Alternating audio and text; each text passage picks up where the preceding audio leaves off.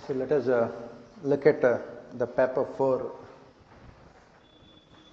of GS this year.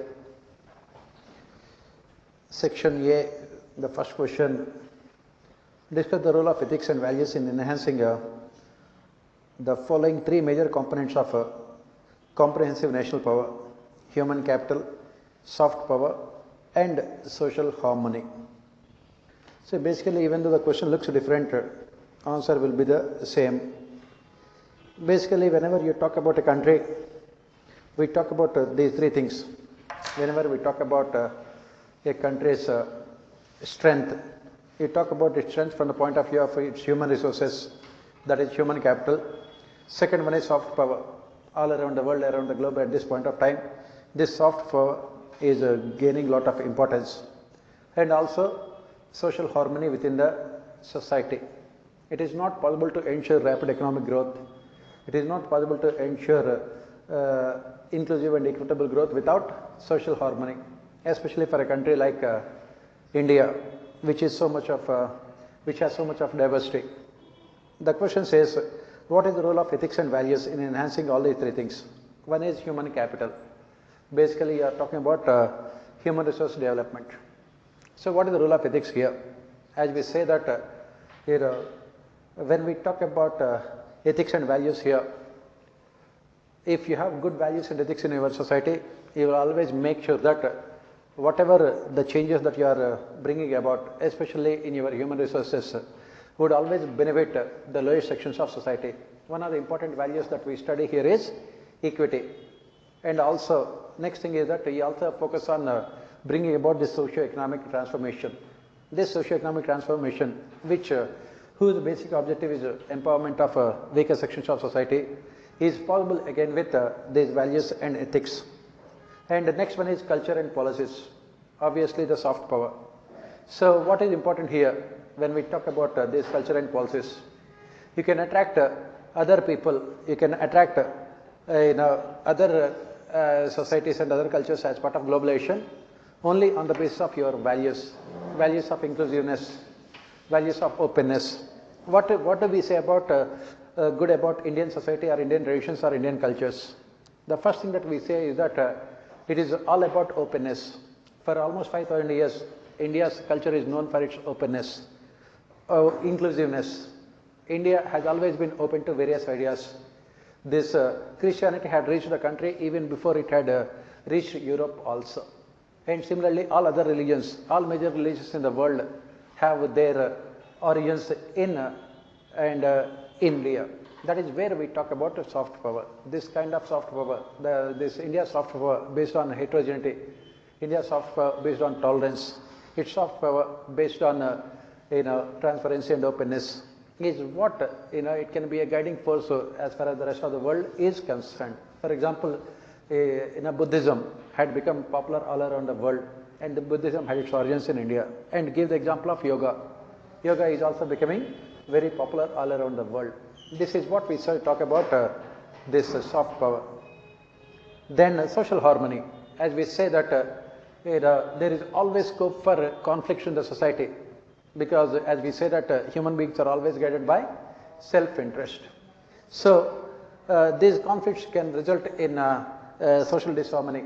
These conflicts can be due to religion, it can be due to caste, it can be due to region, it can be due to language, it can be due to gender, or it can be due to race. This is where ethics can play a very important role. What do ethics tell us all the time? Ethics say that we should always compromise our self-interest for the sake of the overall welfare of the society.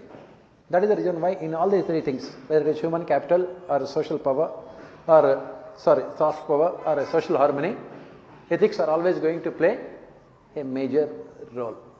That is what you have to write.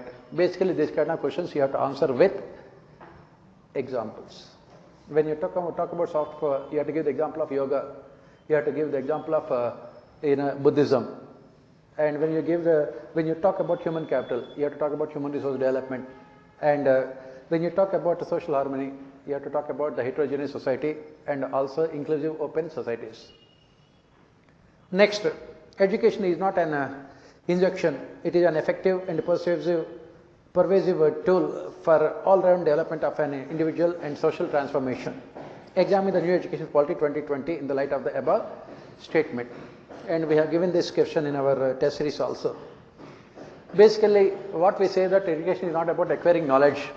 Education is all about imparting values.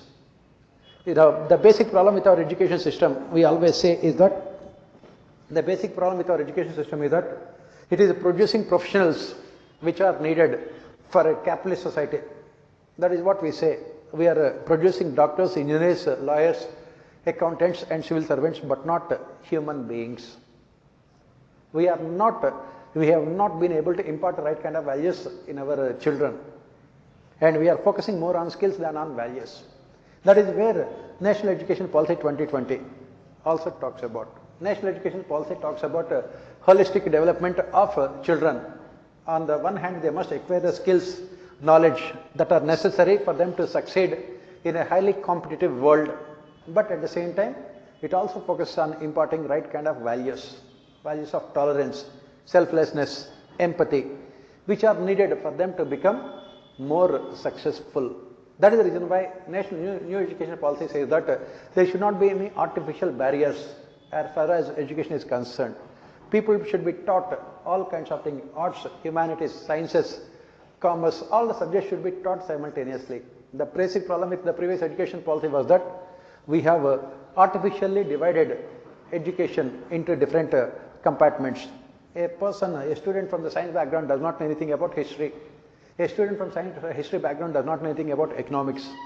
A student from economics background does not know anything about space.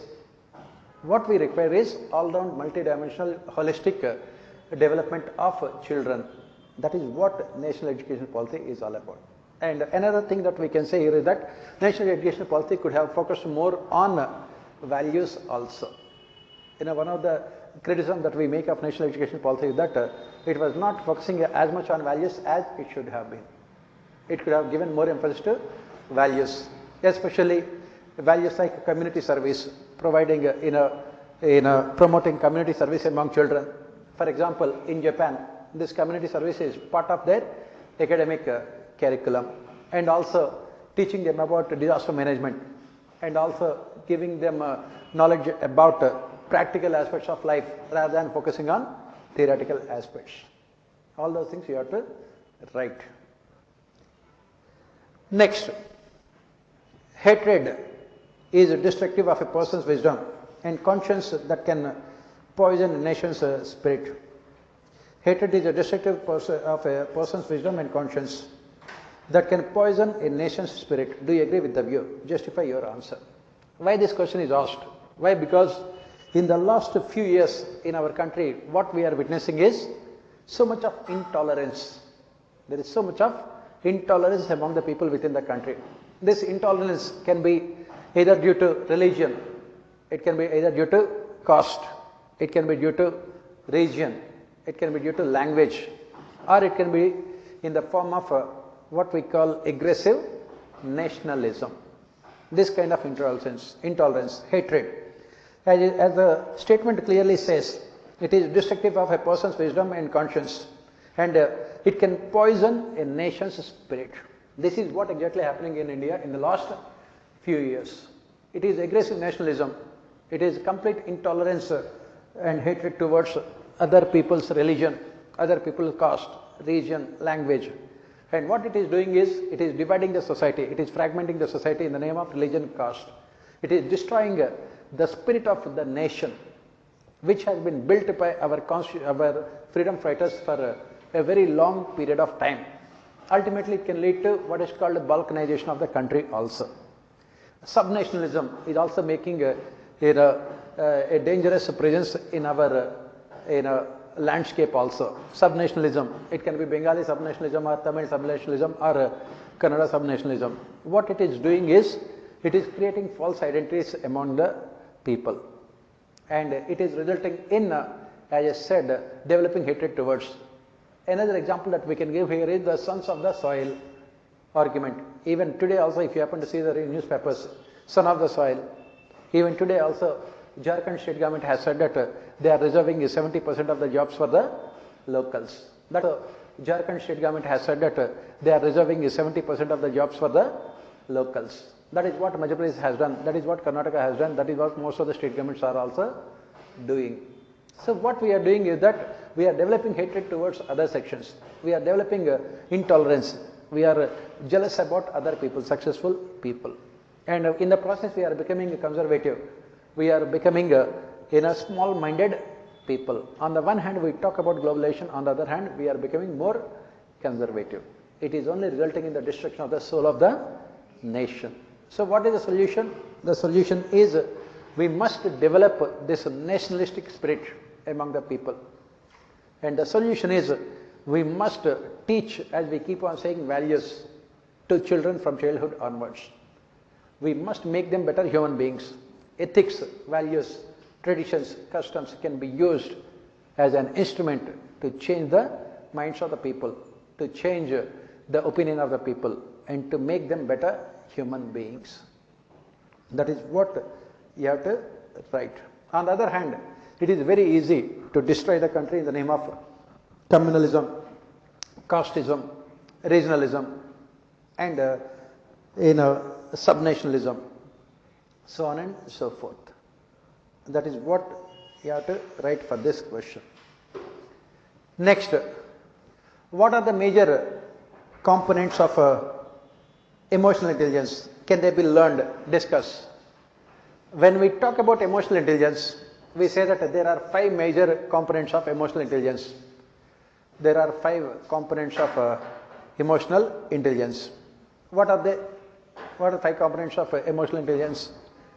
Self-awareness, self-regulation, empathy, social skills, and motivation.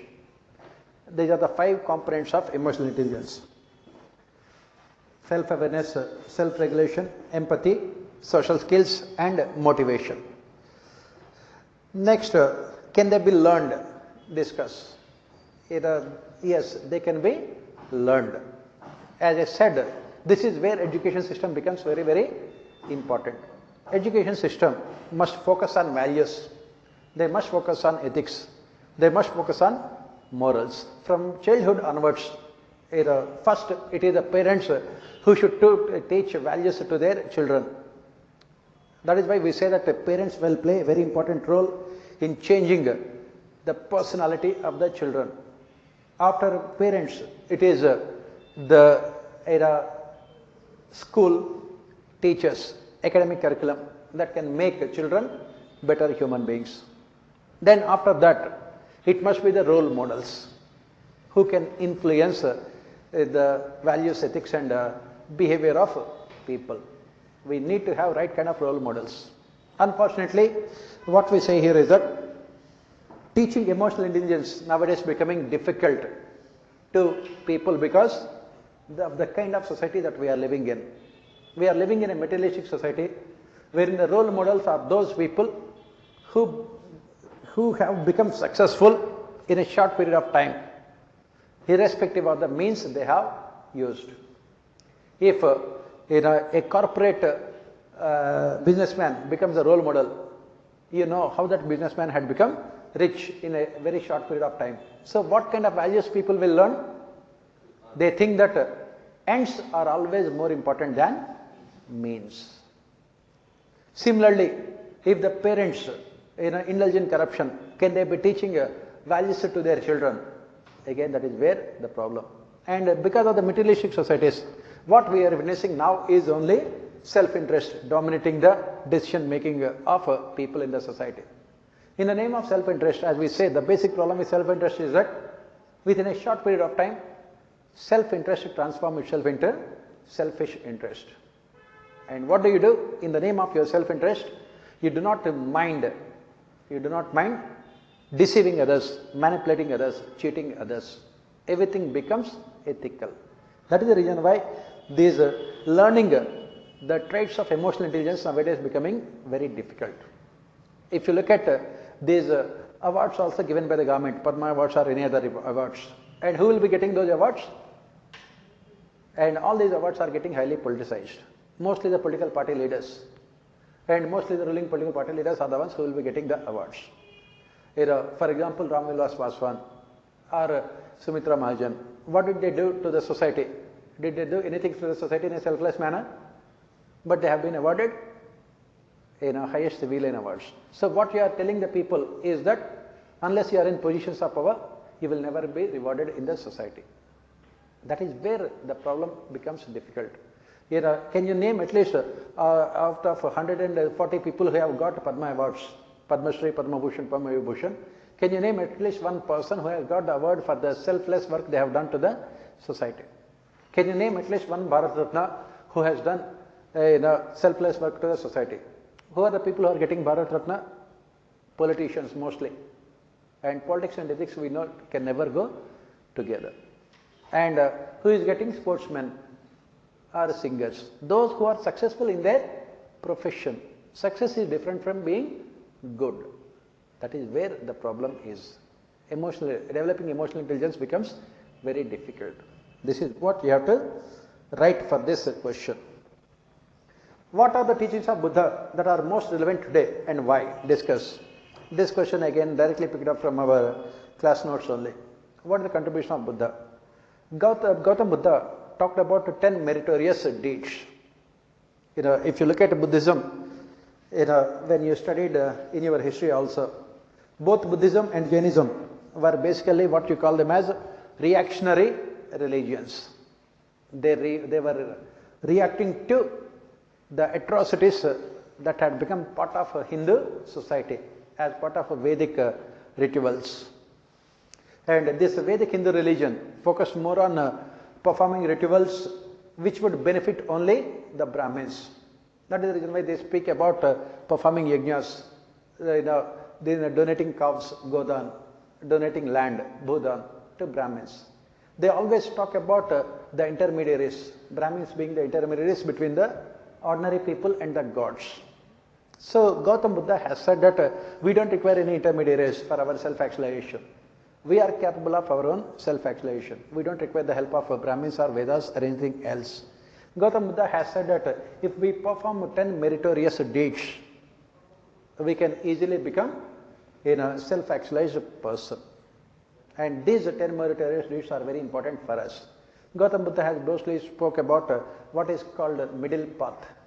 That means you have to stay within the society, but at the same time, you should also detach yourself from the society. And Gautam Buddha's teachings are, if you say, it is almost somewhat similar to Aristotle, one of the Western Greek philosophers also. And he spoke about 10 meritorious deeds, wherein he said that people should perform charity, people should develop a mental culture, people should always help others, they should always look for gaining necessary knowledge that would help them to attain salvation. They should always take pleasure in helping others. They should always take pleasure in the success of others. That means we should not have jealousy, revenge, anger, these kind of negative emotions we should never have. All the teachings of Gautam Buddha, all the 10 meritorious deeds that Gautam Buddha had advocated are extremely important for present day societies, wherein societies right now are characterized by self-interest. There is so much of intolerance, there is so much of jealousy, there is so much of revenge, there is so much of anger in the societies. Ultimately, what did Gautam Buddha want? Gautam Buddha's ultimate desire was, he wanted to see a world wherein people don't have any desires. That is what Gautam Buddha wished. Because as he rightly pointed out, desire is the root cause of the evil. All the evil in the world only is because of the desire among the people. As Hindu philosophy also talks about it. It is the desire that is responsible for the 6 different kinds of evils. Kam, Krodh, Lobh, Moh, Mad and Matsarya. All the 6 evils that are there within our human body are because of the desire. That is why Gautam Buddha has said that we should overcome desire. That is why Hindu philosophy also says that we should always perform our task without expecting anything in return. What is called Nishkam Karma. Gautam Buddha also spoke about those things. He said that whenever you are doing something, always try to help others. And try to gain happiness in the happiness of others. And charity, always help others without expecting others. And charity, always help others without expecting anything in return. Always make sure that you are in the good company of others. That is what Hindu philosophy also talks about, satsang.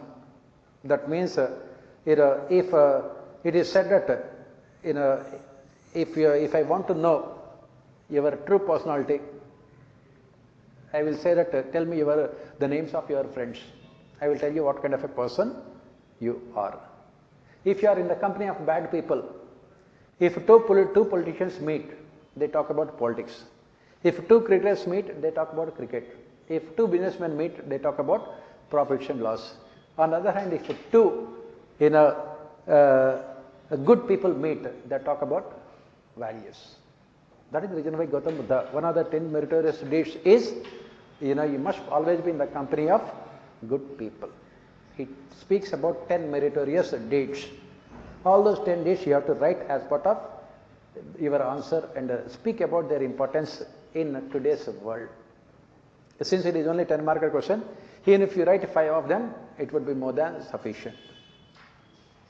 Next, the will to power exists, but it can be tamed and guided by rationality and principles of moral duty. Examine this statement in the context of international relations. So, again, if you look at the statement, whenever these kind of statements are given, you have to understand the meaning of the statement. The will to power exists. That means, what is the natural human tendency? Natural human tendency is always to dominate others. Natural human tendency is always to control others, to regulate others. Because entire human history is defined in terms of the strong and the weak, as Karl Marx rightly pointed out.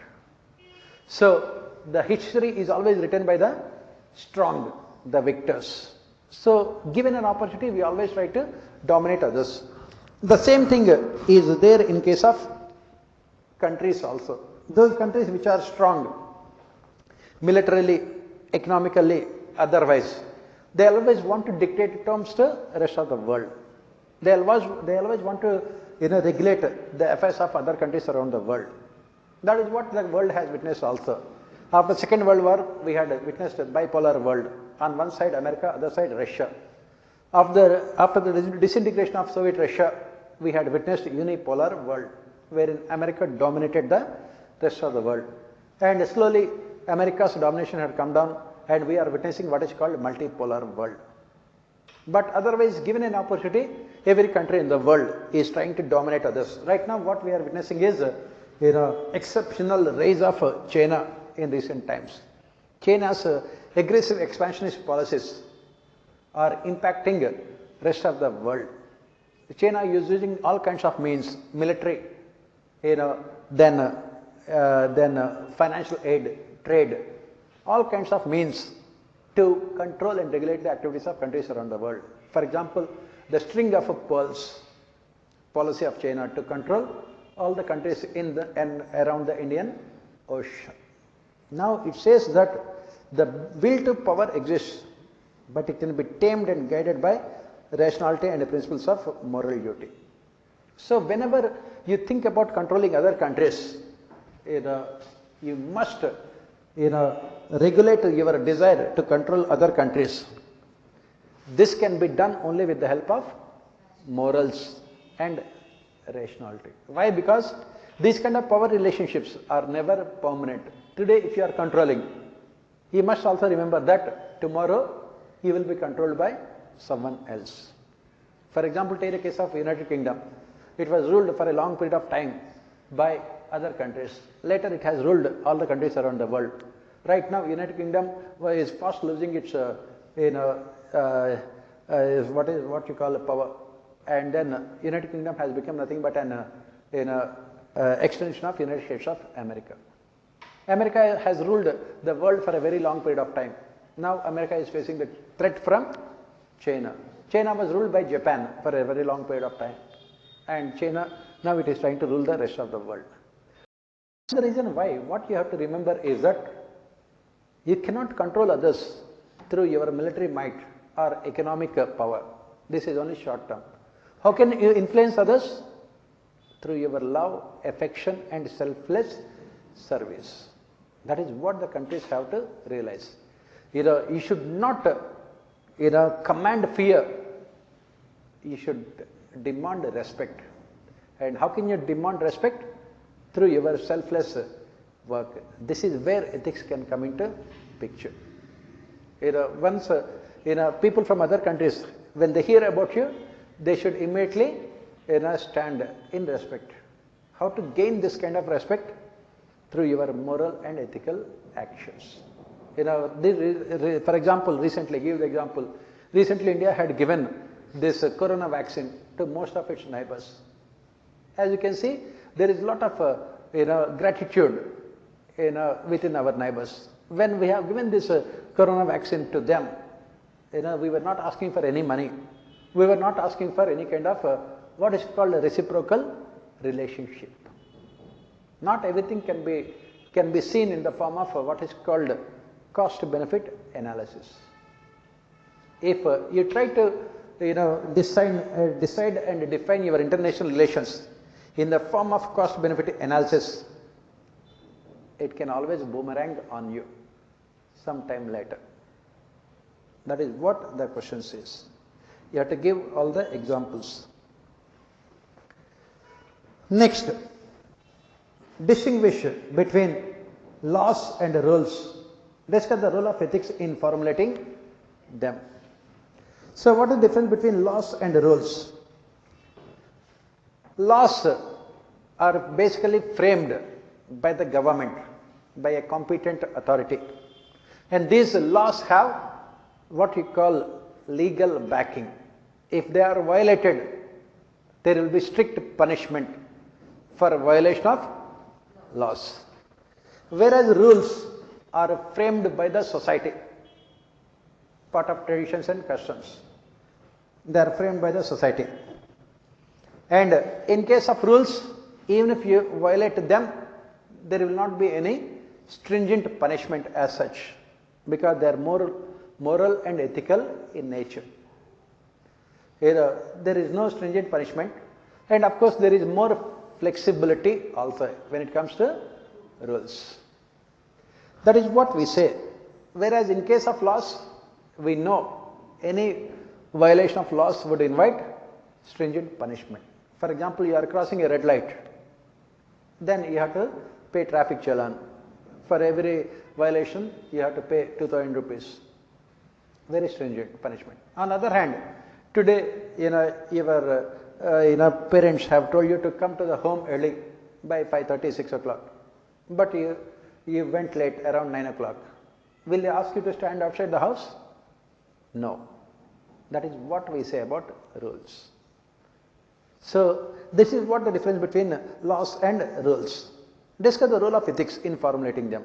As we study, whether it is laws or rules or regulations or anything else, they should always be based on ethics. And what do the ethics say here?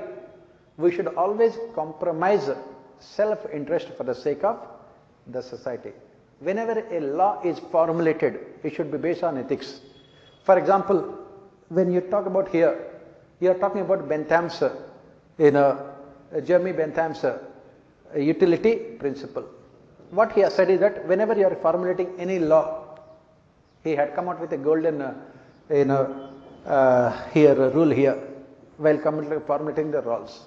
What he said that a law can said to be good only when it benefits maximum number of people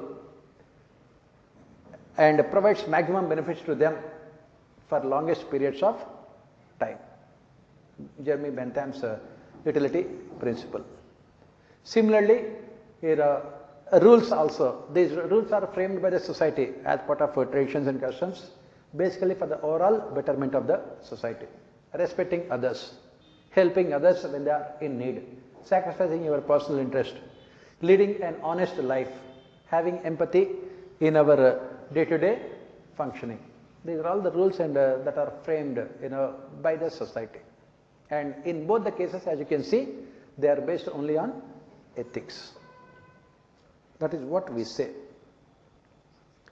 Next, a positive attitude is considered to be an essential characteristic of a civil servant who is often required to function under extreme stress. What contributes to a positive attitude in a person? What is the first part of the statement says? The first part of the statement says that if you want to be successful as a civil servant, you must have positive attitude. First of all, what is the positive attitude?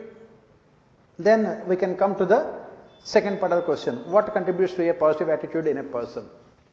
So, what is this positive attitude? What do you mean by positive attitude?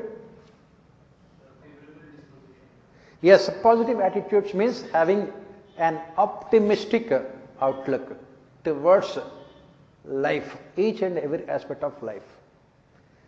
It is very simple, think like this.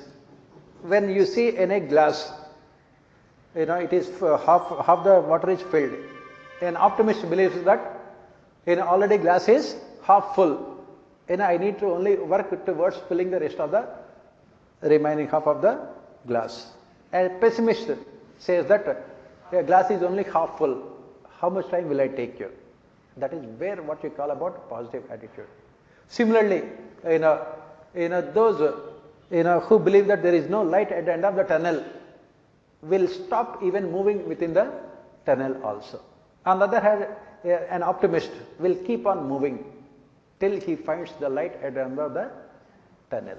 That is a kind of positive attitude towards life. Whenever we face problems in life, there are only two ways. Either accept the defeat and do not do anything, or do something. Even if you are doing something, even if it is wrong, you will rectify your mistakes. If you don't do anything, then you will never come out with any solution. That is what we say positive attitude. I don't have to tell you about positive attitude and its importance, especially in the civil services examination, because this examination requires a huge amount of positive attitude because of the kind of competition that you face, because of the amount of uncertainty that this examination has. You are clearing pre, you are clearing mains, but you don't clear interview. Again, you have to start from zero, right? Does the government give any medals for clearing pre and mains? If you don't clear interview, again you are starting from zero. That means out of 100, you got 90 marks. Even then also you don't clear. You have to get only 100 marks, then only you will clear. Right? Clearing the interview also. 99 also, you missed rank by 1 mark. Again you start from zero. That is where positive attitude. Examine the statement in the course. What contributes to a positive attitude in a person? So what are the factors that contribute towards positive attitude in a person? So what are the factors that can contribute to positive attitude? When will you develop this kind of positive attitude?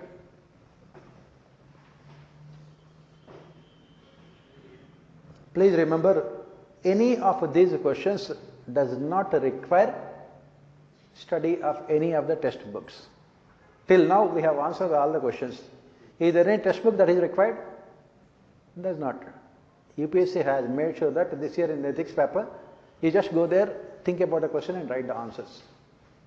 Not a single question require any of the textbooks. So what are the factors? If I say that you have positive attitude, how did you develop a positive attitude?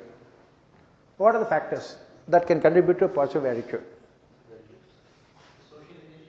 Pardon? Socialization. Just like Kabir was born in a Hindu family and was brought up in a Muslim family.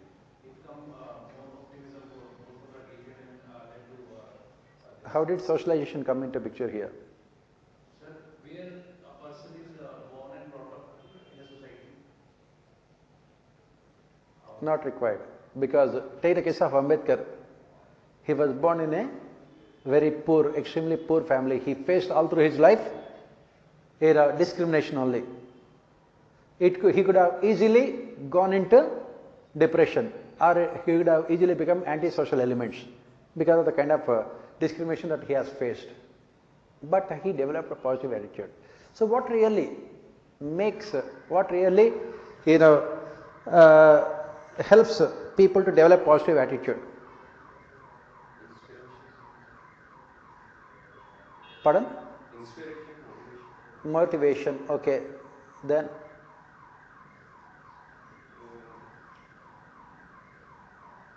what are the factors? First and foremost, we learn our attitudes from our parents only. So when you see your parents working very hard to achieve success, to realize success, you develop that kind of positive attitude. You start believing that with hard work, for any children, his or her real heroes are always the parents. They always try to learn these things. Then after that, we learned this positive attitude, as you have said, from role models, by looking at the role models. When you have proper role models, take the case of Mahatma Gandhi. Take the case of Mahatma Gandhi. What can we learn from Mahatma Gandhi? Come what may, we should never go back from what we have promised for ourselves.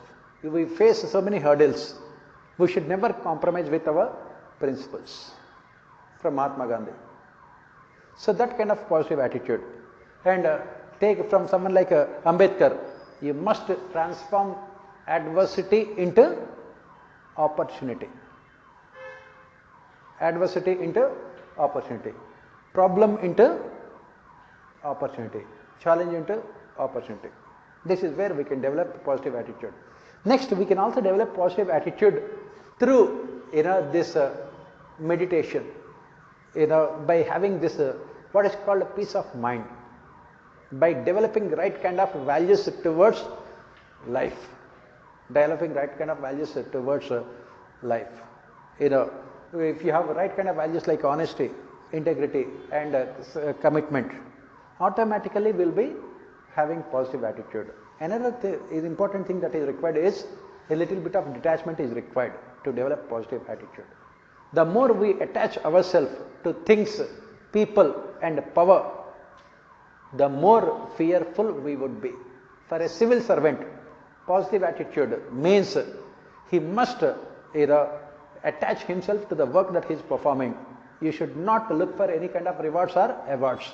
And Ashok Kenka, take a case of Ashok Kenka, even after being transferred 50 times in a period of 25 years, he still is buzzing with energy. Why? Because he gets maximum satisfaction from the work that he performs. Whatever may be the work, it does not really matter. You are posted in the transportation department, no problem. I will try to prove myself in the transportation department. You are posted in the archaeology department, no problem. I will try to prove myself in the archaeology department. I am attaching myself to the work that I am performing. That is where I develop my positive attitude. On the other hand, my colleague, my batchmate, he is posted in the finance ministry and I am given the archaeology department. You start brooding all through your life only. That is where positive attitude. The moment you start having detachment, automatically you will develop positive attitude. Next, what are the other things that where we can learn? Education system also can help us in developing positive attitude. Education system. That is the reason why I said national education policy little bit ignored all these things. Education system also can help us in developing this kind of positive attitude. These are the factors that can really help us in developing this positive attitude. As I said, for you people also, what is positive attitude? You must derive maximum satisfaction from the process of gaining knowledge than attaching yourself to the outcome of getting into civil services.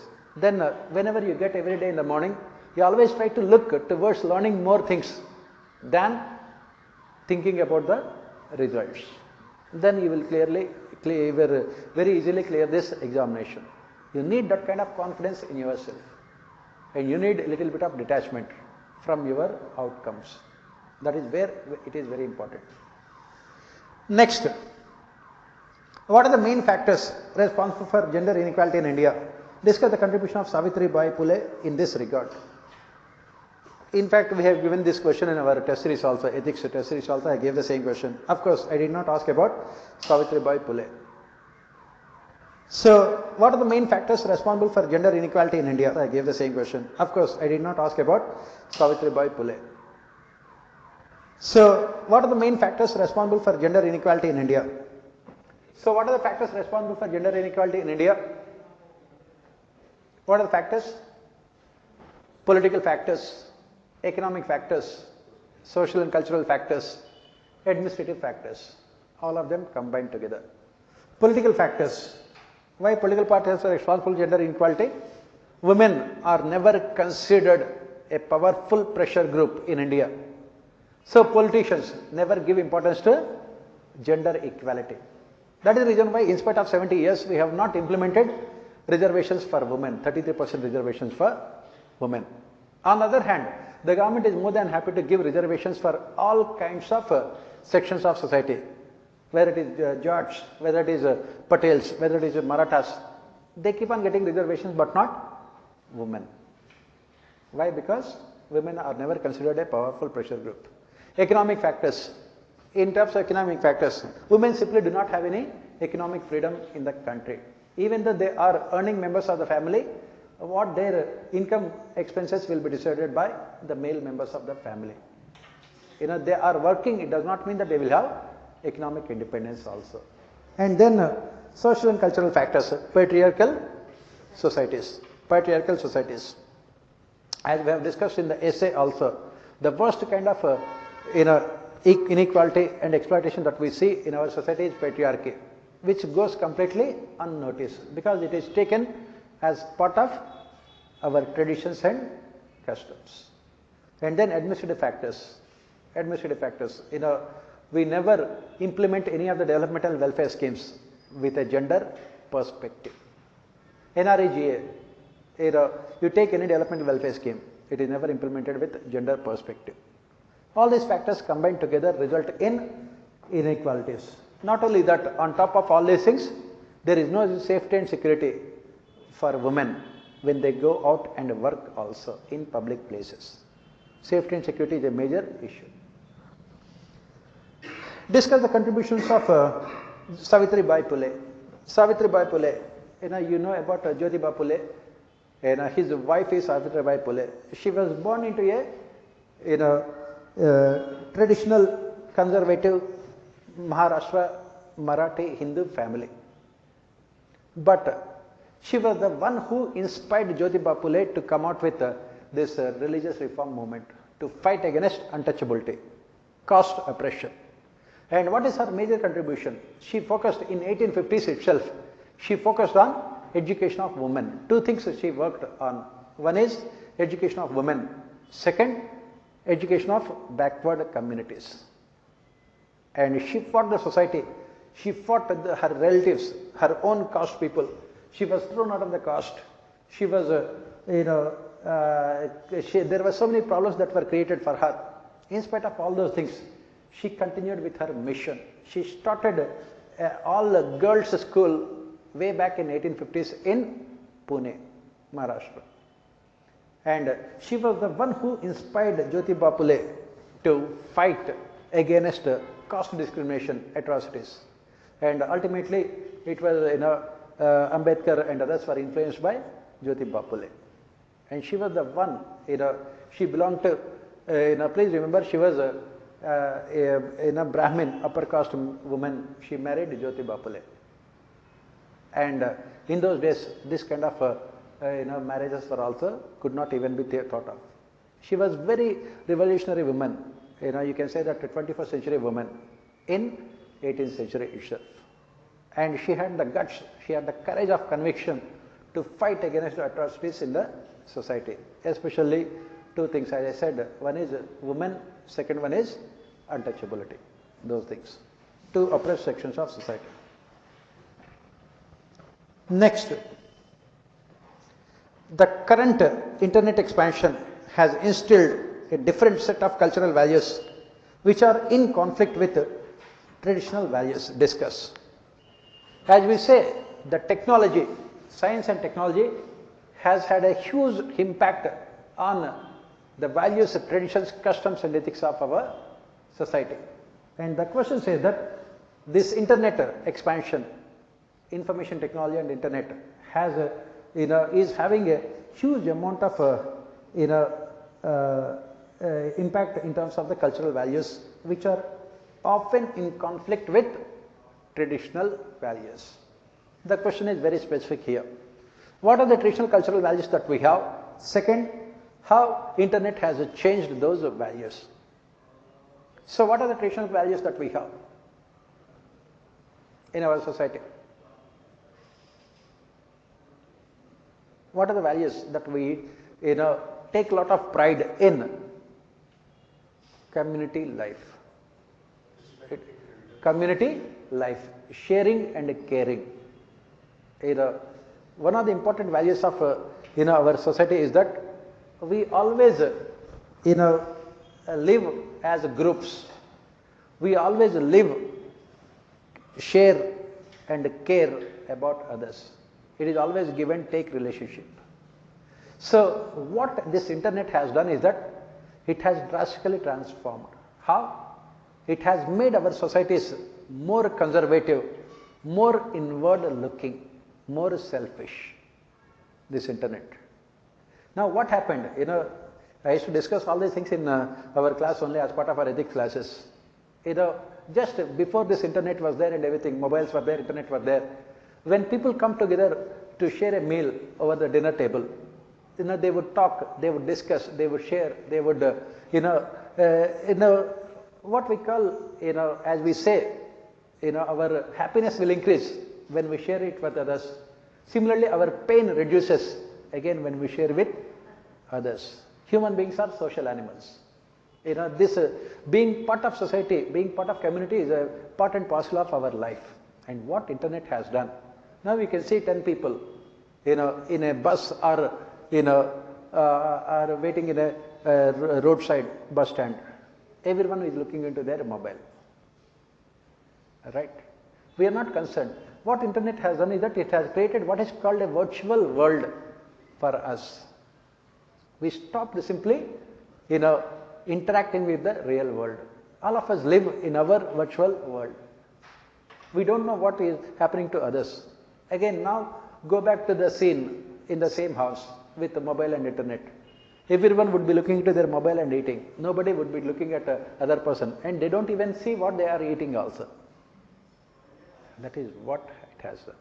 It has made societies conservative. It has made societies, inward looking. It has made societies more selfish. And it has made people to live in what is called virtual world. People simply don't know the relationships. And another thing is that, take the case of children, what internet has done. In childhood, you would go out and play also. There was I used to give all these kind of examples in our class also. I would say that, 20 years back, 20, 25 years back, parents would, beat their children so that they would come out of the playgrounds and study inside the house. Now they are beating their children so that they would go out and play also. And there is this cartoon which clearly describes how it has changed, our lifestyle has changed. A father scolds his child to go out and play. Says that you are sitting in front of internet only all the time, 24 hours, go out and play. What does the child do? He will take the mouse, laptop, he will take the computer mouse, he takes the mouse outside the house and he starts playing with the mouse and looking at the computer. That is how playing outside for children. That is where the problem had come up. It has drastically transformed our value system. It has made, what is virtual look real, and what is real would be virtual. For example, you watch so many things on internet. When you see them in reality, you don't have any emotions also. Especially children, they watch so much of violence on internet, on TV. And when they see that violence on the road, when they see accident on the road, when they see blood on the road also, they don't react. We don't even react to these things. Why? Because we have become immune. This is the kind of changes that have taken place. We have become insensitive. We have become completely unempathetic, and we have become completely selfish, conservative. This is the drastic transformation that had taken place in our societies. We think that we need huge amount of catastrophe to completely end the civilization. Nothing is required. Internet is more than enough. Because all the relationships in the world have become virtual. In internet, you have more number of friends on your Facebook than the world have become virtual. In internet, you have more number of friends on your Facebook than friends who know your face. That is where the problem. We are living in a completely delusionary world. You can write a full essay on these things. I remember in the class I spoke about almost 1.5 hours only about how this internet has completely transformed our life. It has changed our ethics, values, traditions, customs. Completely, it has made us forget the fact that we are human beings also. Especially the kind of impact it has on children. Unfortunately, it has so much of negative impact. Children simply don't know any relationships now, because everything is virtual for them. You have more number of friends on your Facebook than your friends. And nowadays, if you have to go and meet your friends, you don't do that. You make only video call. In the good old days, you will go out and meet them. You will talk to them. That kind of physical, relationships has become a thing of the past. That is the reason why what we say is that this science and technology, it was expected to reduce the distance between the people. In fact, it has widened the distance between the people. All those things you have to write here. Next, come the next question. Condemn none. If you can stretch out a helping hand, do so. If not, fold your hands, bless your brothers, and let them go their own way. Swami Vivekananda, a beautiful statement.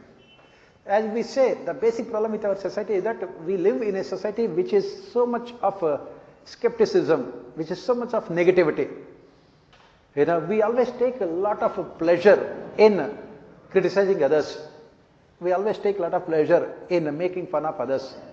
If you look at all the television shows and everything, all the so-called comedy shows, what do?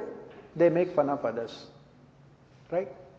What kind of sadistic pleasure that you gain by making fun of others?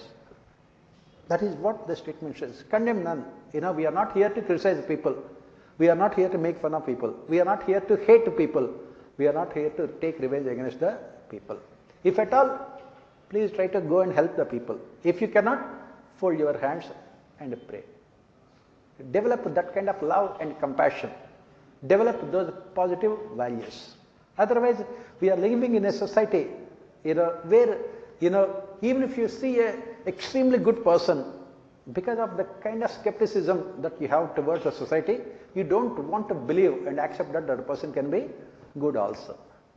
Even if the person does something really good, you always try to, put, ulterior motives, saying that this person has done this only because something else. Because, I'll just give you one example here to explain these things. Why do we see so much of negativity in others? Why do we see so much of negativity in others? Why? Because it is there within us only. I'll just give you a small example here, even though it is not directly related to it. If you can write these things, there is this small story in Mahabharata. This Duryodhan, he is the king of Kauravas. His other name, original name is Suryodhan, otherwise he is known as Duryodhan. He goes to Krishna, Lord Krishna. He tells Lord Krishna that everyone is calling me a bad person. But why do they call me a bad person? You know that I am not such a bad person at all. But why do they call me a bad person?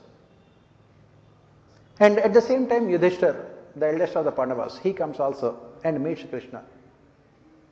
So Krishna tells both of them, please go out next half an hour, go out to meet all the strangers. Come back and tell me what is your opinion about those strangers that you have met. Both of you will be meeting the same kind of people. After half an hour, both of them had come back. Both of them had met 10 people, the same 10 people. So first, Krishna asked Duryodhana, what is your opinion about those people? He said that all those 10 people are very bad. He said that all those 10 people I have seen are very bad. I was disgusted with their behavior. And the same person was put to Yudhishthira. He said that all those 10 people are so good. I find so much of love, compassion in them. And Krishna has said that this is my answer to your question. Why do people consider you bad? Because you only see bad in other people. Why Yudhishthira is considered as a good person? Because he always sees good in others. It is our own personality that we see in others. That is what Vivekananda also says here. These are the things which you have to write in your ethics paper. There you will get more marks. So that is the reason why he says that condemn none, don't criticize none. Don't make fun of others, don't criticize others. It's not your duty. If it is possible for you, help others. Come to the rescue of others. Spend your time in loving others, having affection towards others. If you cannot do that, just hold your hand and bless those people. And, let them go their own way. You are not here to change the world. You are not here to make comments about other people. This is what we call in philosophy complete neutrality. You must have that kind of neutrality. You must develop that kind of neutrality. Who are you to criticize others? Who are you to punish others? That can be done by someone else. That is the reason why Jesus Christ, even when he was beaten up severely by Roman soldiers, what were his last words? He said that, God, please do not punish these people who are causing harm to me, because they don't know what they are doing. That kind of humanistic attitude that we have to develop. Next, the best way to find yourself is to lose yourself in the service of others. In fact, I had given the same statement in our test series also. Both UPSC and myself picked up from the same source, Mahatma Gandhi. You go to internet and you type Mahatma Gandhi's sayings, you will get all these things. Every year UPSC will give one. In our test series also, every test series I will give one. So I have given the same thing. UPSC also has given the same thing along with spelling mistakes also, to ensure consistency. So that is what the best way to find yourself is to lose yourself in the service of others. This is what we say. The essence of entire Hindu philosophy is self-realization. What is my identity in this world? Self-realization. How to find my own identity in this world? You can find your own identity in this world only by helping others. What is the real identity? Again, go back to the essay topics that we have discussed. Almost the entire 2.5 hour our discussion of essay topics is only about this one. What does Hindu philosophy says here? It speaks about Advaita. That means non-duality. It says that the spirit is the same, the bodies are different. So the person sitting in front of me, the person sitting next to you, they are not different from you. They are your own incarnation. So how do I know about the fact that the person sitting next to me is same as me? If I have problem with myself, what do? I always try to cure that problem. If I am hungry, I will have food. If I am having a problem with my health, I will take medicine. If other person is hungry, I should give the food to him. If the other person is having a problem with his health, I should give medicines to him. When I am doing these things, I should not expect anything in return.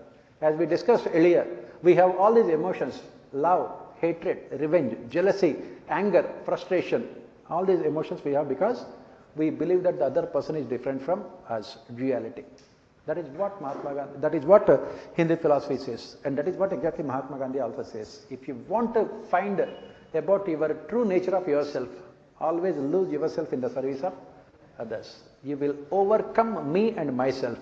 then you will become one with nature and you will realize your true self. What is the true self? You are nothing but the divine soul.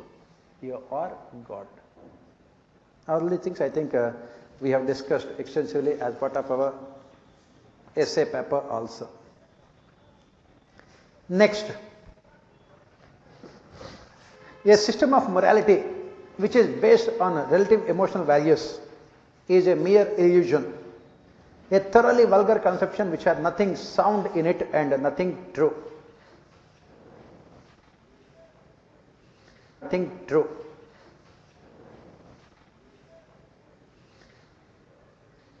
Most of the students could not understand the meaning of this statement.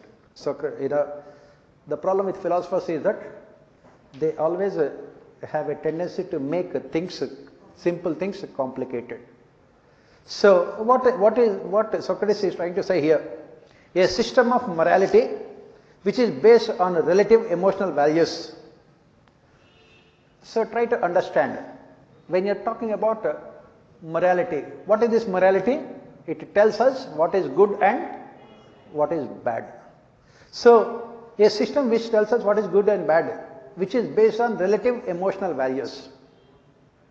Which is based on relative emotional values. What do you mean by relative emotional values? As we say, it can be absolute or it can be relative. So, the problem with relative emotional values, what we say here is that what is good for you need not be good for me. What is bad for you need not be bad for me. What Socrates says here is that a system of morality which is based on this kind of relative values is nothing but an illusion, a vulgar conception which has nothing sound in it and nothing true. So, basically what he is trying to say here is that this morality, it has to be absolute. It has to be universal. Anything relative can ever be moral. That is what he says. Either it is good or it is not. You cannot say that under certain circumstances it is good, under certain circumstances it is bad. I will just give you one example here. For example, speaking truth is what we say a value, absolute right value. But people say that it can be relative. For example, according to Hindu philosophy, you can lie in case of cows, in case of Brahmins, in case of women. To protect cows, Brahmins and women, Hindu philosophy says that you can lie. But can you lie? This kind of relative values, is it good? That is what Socrates says. Values have to be absolute. Values have to be universal. There cannot be any compromise with them. Any kind of relative values is, as he says, it's a vulgar conception. It is a mere illusion and it has nothing sound in it and nothing true also. For example, love. Take the case of love. You can say that I will love only my parents, relative, emotional value. What about the parents of other children? You don't love.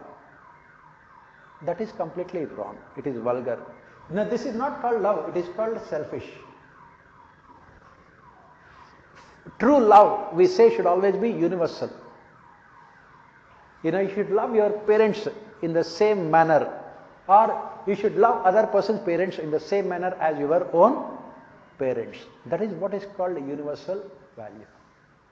Anything else is relative. It can never be called moral. Morals should always be absolute. Absolutely good and absolutely bad. It is as simple as that one. Anything relative means you are only deceiving yourself. When people say that some values can be relative also, you are only deceiving yourself. Values can never be relative. They have to be absolute. They have to be universal. Helping others. Can you say that I will help others only when my needs are fulfilled? Can it be the case? or cheating others. He will say that I will cheat others as long as they are not, I am not causing serious harm to them. Right? Now that is what they say that, that is what we study in corruption also. A small amount of corruption can be justified. A clerk demanding 50 rupees from you for a certificate. Because he says that my salary is so low, I have so much a big family to support my family. I have so much of work also in front of me. So I am, signing your paper immediately by passing all the other work. So give me 50 rupees. So he says that this is good for you and me. So it is the right thing to do. Is it a right thing? That is what we say. That is the reason why, we say that Lord Ram as Maryada Purushottam. Why? Because he never compromised with the values.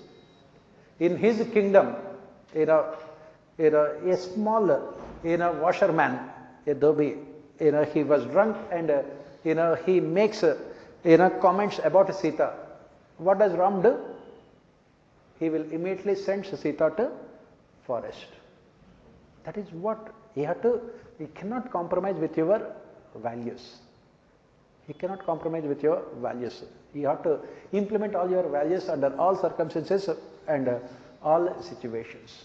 Anything relative means you are deceiving yourself. As Socrates says, it is nothing but a mere illusion. You are trying to compromise. You are trying to give, reasons for it. It can never be justified. That is what it says. Next, come to section B. As you can see here, the problem with all the case studies is that the case study is running into almost 2000 words each case study, and you have to write only in 250 words. So people took a lot of time to read and understand it also. That is the reason why they could not complete the paper also this year, ethics. So what we have to remember is that when you see these kind of case studies, you must read it only once. You cannot be going back to the case study again and again and again. You need that kind of concentration to read it once, remember everything also, understanding it also. That is very, very much required. You must develop that ability in yourself. So let us try to do that thing. Rajesh Kumar is a senior public servant with a reputation of honesty and forthrightness, currently posted in the Finance Ministry at the head of the Budget Division. Okay, his department is presently busy in organizing the budgetary support to the states, 4 of which are due to go to the polls within the financial year. So he is working in the budgetary division. 4 states are going to the polls this year. Normally, whenever the polls are announced, the government tries to give soaps in the budget to the states which are going to polls. You can see also in the coming budget, Tamil Nadu, Bengal, and other states would be receiving good support from the central government in the budget.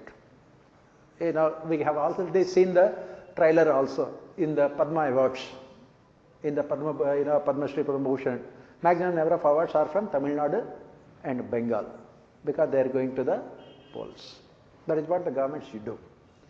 This year's annual budget had allotted 78,300 crores for National Housing Scheme, a centrally sponsored social housing scheme for the weaker sections of society. 775 crores have been drawn for NHS till June. Till June means, you are starting the financial year from 1st April. April, May, June. Within 3 months, 775 crores. Normally, if you go by the budgetary estimates, within 3 months, how much you should be spending? How much? 4 quarters. 1/4. 78,000, 1/4 means you should have spent already at least 20,000 crores. But how much has been spent? 775 crores. The Ministry of Commerce had long been pursuing a case for setting up of a special economic zone in a southern state to boost exports. As I said, elections are to be held in Tamil Nadu. That is the reason why they said southern state. The Ministry of Commerce had long been pursuing a case for setting up a special economic zone in a southern state to boost exports. After 2 years of detailed discussion between the centre and the state, Union Cabinet has approved the project in August. The process was initiated to acquire the necessary land. This is one thing. 18 months ago, a leading public sector unit had projected the need for setting up of a large natural gas processing plant in a northern state for the regional gas grid. The required land is already in possession of the PSU. The gas grid is an essential component of the national energy security strategy. After 3 rounds of global bidding, the project was allotted to an MNC, Mrs. XYZ Hydrocarbons. The first tranche of payment to the MNC is scheduled to be made in December. That means, you have to spend money, one on this special economic zone, December. That means, you have to spend money, one on this special economic zone, other on, this gas plant. Finance Ministry was asked for a timely allocation of an additional 6,000 crores for these 2 development projects. It was decided to recommend reappropriation of this entire amount from the NHS allocation, National Housing Allocation. The file was forwarded to the Budget Department for their comments and further processing. On studying the case file, Rajesh Kumar realized that reappropriation may cause inordinate delay in the execution of NHS, a project much publicized in the rallies of the senior politicians. Correspondingly, non-availability of finances would cause financial loss to the SJZ and national embarrassment due to delayed payment in an international project. Rajesh Kumar discussed the matter with his seniors. He was convinced that this particular sensitive situation needs to be processed immediately. Rajesh Kumar realized that the diversion of the funds from NHS could raise difficult questions for the government in the parliament. Discuss the following with reference to the case. Ethical issues involved in reappropriation of funds from a welfare project to the developmental projects. Given the need for proper utilization of public funds, discuss options available to Rajesh Kumar is reasoning a worthy option. So, at the end of the day, the case study has 2 important questions. Should Rajesh Kumar allocate 6,000 crores of rupees from this 78,000 crores of rupees to both these projects? Reappropriation of funds. Second, this kind of reappropriation, is it ethical? Third, what should he do to ensure optimum utilization of funds in his ministry? As we have said, out of 78,000 crores, only 770 crores were spent. And next, should he be resigning? These are the questions. First and foremost, come from the last. Should he be resigning? Not at all. Resigning is not an option. Why? Because if you are resigning means, you are evading from your responsibilities. You are escaping from your responsibilities. As a civil servant, you can never do that. Next, reappropriation. Should it be done? And when this kind of reappropriation is done, when you study budgets, that is what we say. One of the important reasons why budgets are prepared is that there should not be any misallocation of funds and reappropriation of funds. Budget says that the amount of money should be spent only on the item for which it has been given to. It should not be allocated to some other sector. Here in this case, what happened?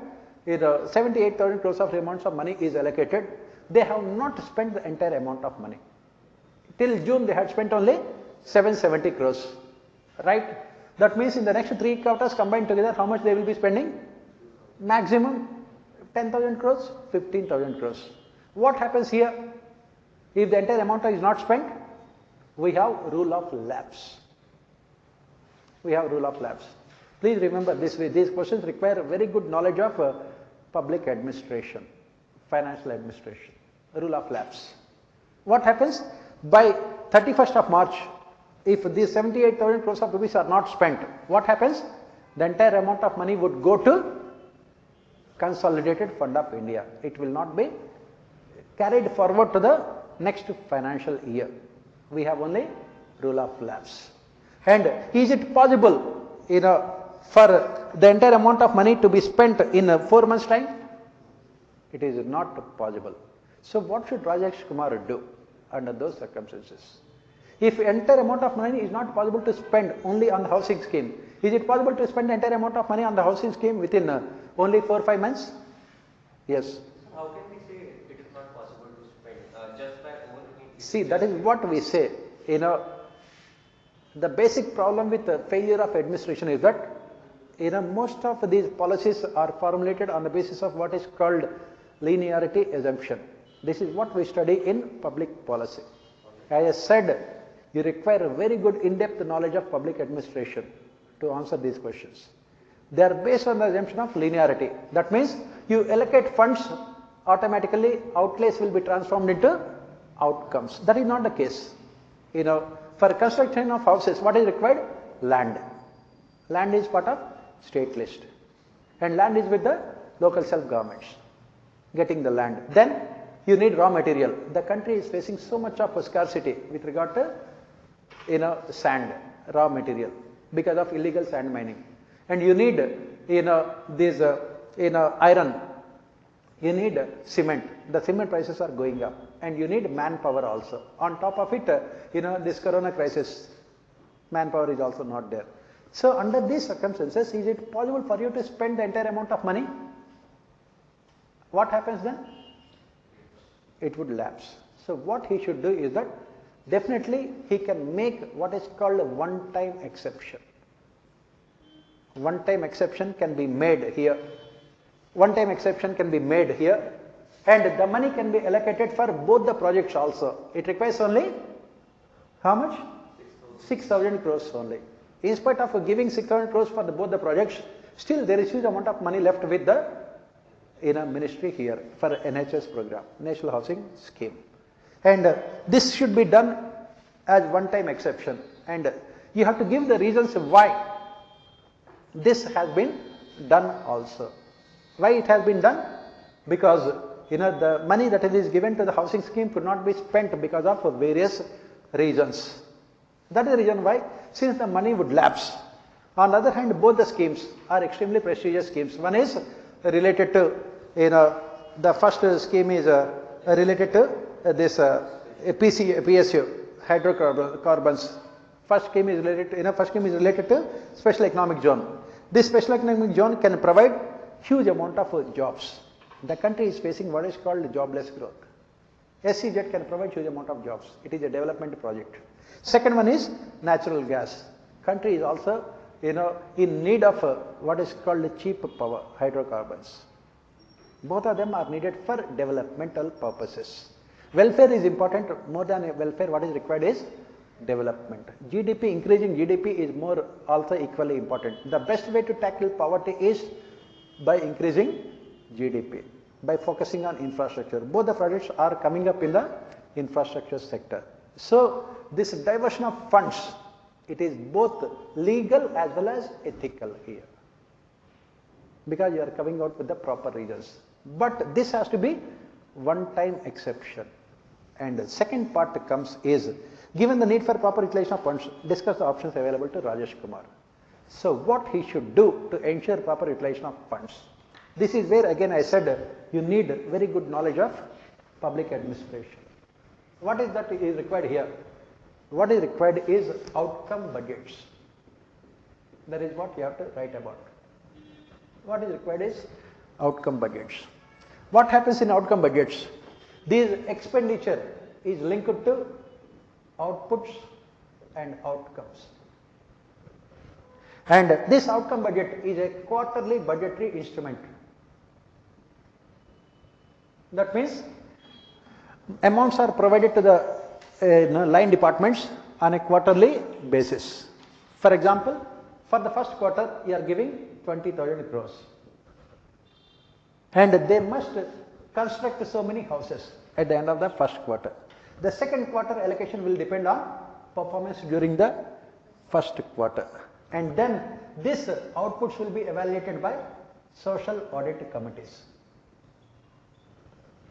The beneficiaries who are supposed to receive the benefits must evaluate the standard of the houses also, so that there is transparency, accountability, participation, economy and efficiency. This is what it should be done. Otherwise, what is the problem with our budgetary process? The problem is that what we call it as Ides of March. Have you heard about the term? What is called IDES? Only things you have to write as part of the case study.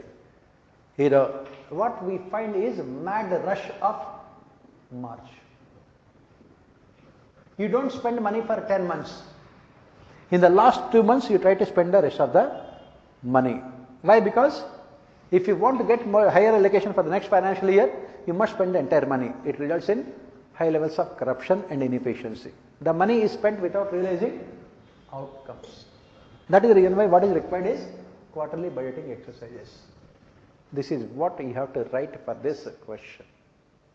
You need in-depth knowledge of public administration, especially financial administration, to write answers to these kind of questions. That is the reason why I would be surprised if people get very good marks in ethics paper this year. Last year people have got so good marks in ethics paper. Next, come to the next case study. The chairman of Bharat Missiles Limited. Next, come to the next case study. The chairman of Bharat Missiles Limited was watching a program on TV wherein the Prime Minister was addressing the nation on the necessity of developing a self-reliant India. He subconsciously nodded in agreement and smiled to himself as he mentally reviewed BML's journey in the past 2 decades. BML has admirably progressed from producing first-generation anti-tank guided missiles to designing and producing state-of-the-art ATGM weapon systems that would be the envy of any army. He sighed in reconciliation with his assumption that the government would probably not alter the status quo of a ban on export of military weaponry. To his surprise, the very next day he got a telephone call from the Director General, Ministry of Defence, asking him to discuss the modalities of increasing BML production of ATGMs, as there is a possibility of exporting the same to a friendly foreign country.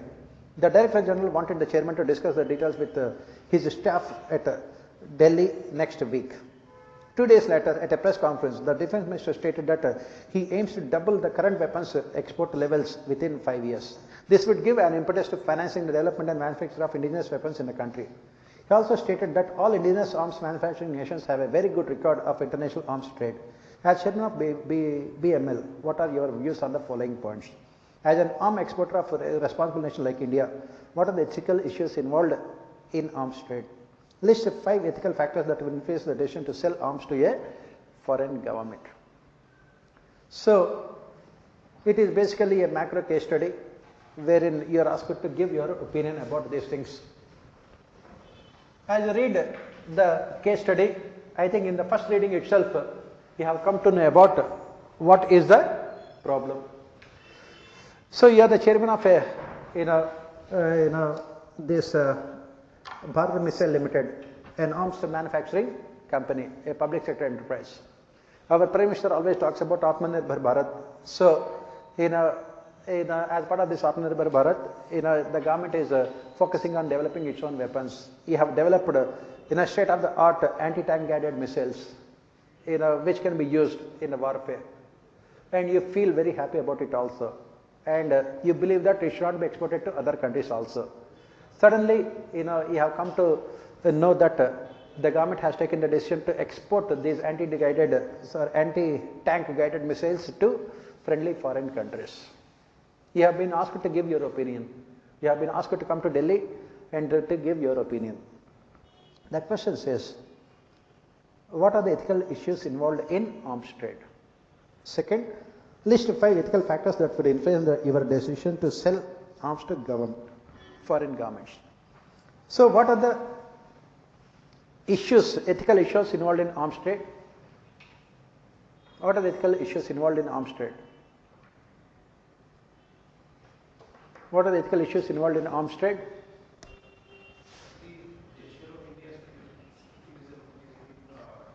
What are the ethical issues involved here in selling arms? There is always a possibility of these arms being misused by a government on its own citizens. Every possibility. Wherever these kind of arms are there is always possibility of misuse. Second, using these arms, for example, give the example here. Pakistan was given arms by America, and America has said that these helicopters and flights, they should be only used in case of protecting its boundaries, not for aggression, for only defense. But what happens? The countries use these arms for aggressive purposes also.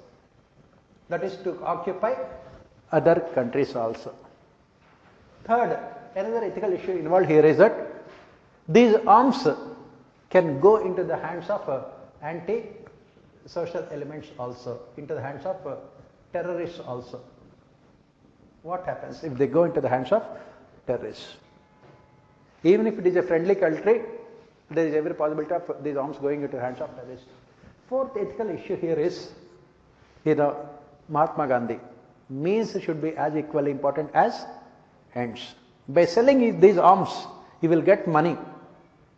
But what kind of money? This is what is called blood money. Blood money. There will be blood in your hands. This is another thing. Next, here is, today the country might be your friend. Tomorrow if it turns into your enemy, then it might use those arms against you only. There is every possibility. As Kautilya says, there are neither permanent friends nor permanent enemies. There are only permanent interests. The country might use the arms against you only. For example, Osama bin Laden was a weapon created by America only. And that weapon had become a deadly weapon. He has used whatever the knowledge that America had given to him to fight only America. This is another thing. These are an arms exporter of a responsible nation, what are the ethical issues involved in arms trade? These are all the ethical issues involved. Come to the second part of the question. List 5 ethical factors that will influence the decision to sell arms to foreign governments. Why would you want to sell arms to foreign governments? Give reasons from ethical point of view. Why do you want to sell arms to foreign governments? Give reasons from ethical point of view. Why do you want to sell arms to foreign governments? First and foremost, to protect your friends. As a responsible nation, you should always come to the rescue of your friendly countries. Right? This is one reason. Second reason is, international politics is all about, global geopolitics is all about influence. If you give arms to them, you can influence their policies better. They will mostly be your friends for life. You can easily influence their. This is, we are talking only from the point of view of your own country. The question says, list 5 ethical factors that will influence your decision to sell arms to foreign governments. That means you are looking from the perspective of your own country. Then third reason why you want to sell arms is because it will give you huge amount of money, especially foreign exchange. Maximum amount of trade is this through arms trade only. It will give you a lot of money. It will give you much needed foreign exchange also. It will give you foreign exchange also. Fourth reason why you are selling, because you can use this money to modernize your army better, to focus more on science and technology, to focus more on research and development, to improve your own army also. You can use this money to make your army much more powerful. As we study again in Kautilya, rest of the world will listen to you only when you argue from a position of strength, not from a position of weakness. By selling these arms, you will get a lot of money, and this money can be used, because as we know, the trade with the maximum amount of profits is in the world at this point of time is defense, arms trade. The profits are 1000% also. You will get a lot of money, you can use that money for this. Next reason why you are selling arms here is, you can use that money for developmental purposes also.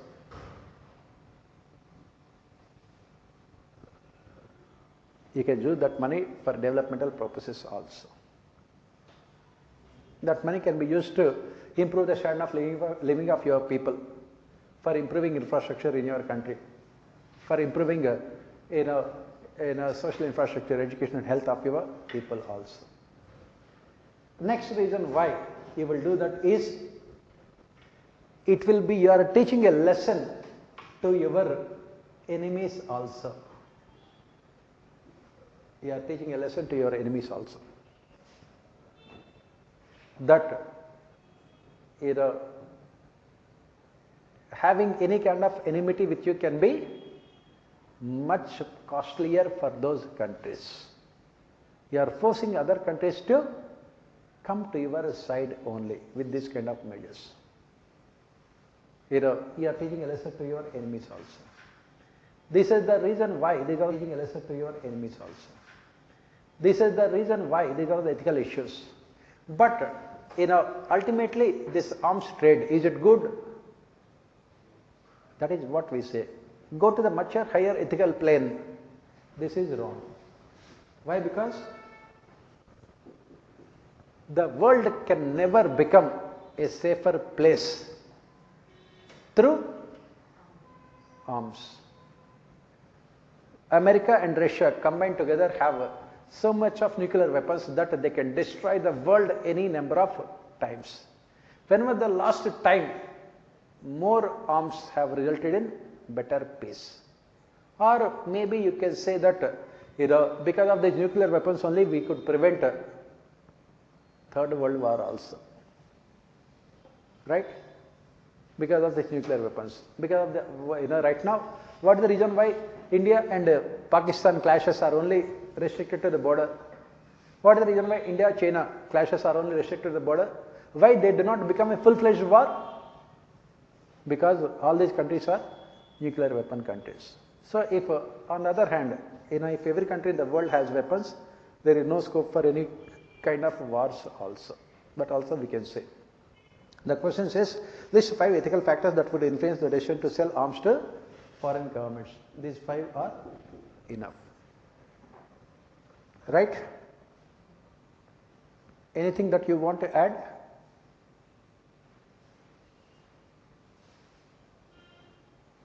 Okay. Let us move on to the next question. Rampura, a remote district inhabited by a tribal population, is marked by extreme backwardness and abject poverty. Agriculture is the mainstay of the local population, though it is primarily subsistence due to very small size of land holdings. There is insignificant industrial or mining activity. Even the targeted welfare programs have inadequately benefited the tribal population. In this restrictive scenario, the youth has begun to migrate to other states to supplement their family income. Plight of minor girls is that their parents are persuaded by labor contractors to send them to work in the BT cotton farms of a nearby state. The soft fingers of the minor girls are well suited for plucking the cotton. The inadequate living and working conditions in these farms have caused serious health issues for the minor girls. NGOs in the districts of domicile and the cotton farms appear to be compromised and have not effectively opposed the cause of the twin issues of child labor and development of the area. You are appointed as the district collector from Rampura. Identify the ethical issues involved. What specific steps would you initiate to ameliorate the conditions of minor girls of your district and also to improve the overall economic scenario of the district? In fact, in our test series we have given similar question. You are appointed as the district collector of a district which is extremely backward, where agriculture is not profitable, wherein the people are forced to migrate to other areas for work, and where exploitation is taking place because of the backwardness. You are appointed as the district collector, what do you do? The similar case study that UPSC also has asked here. So what are the problems here? What are the issues here?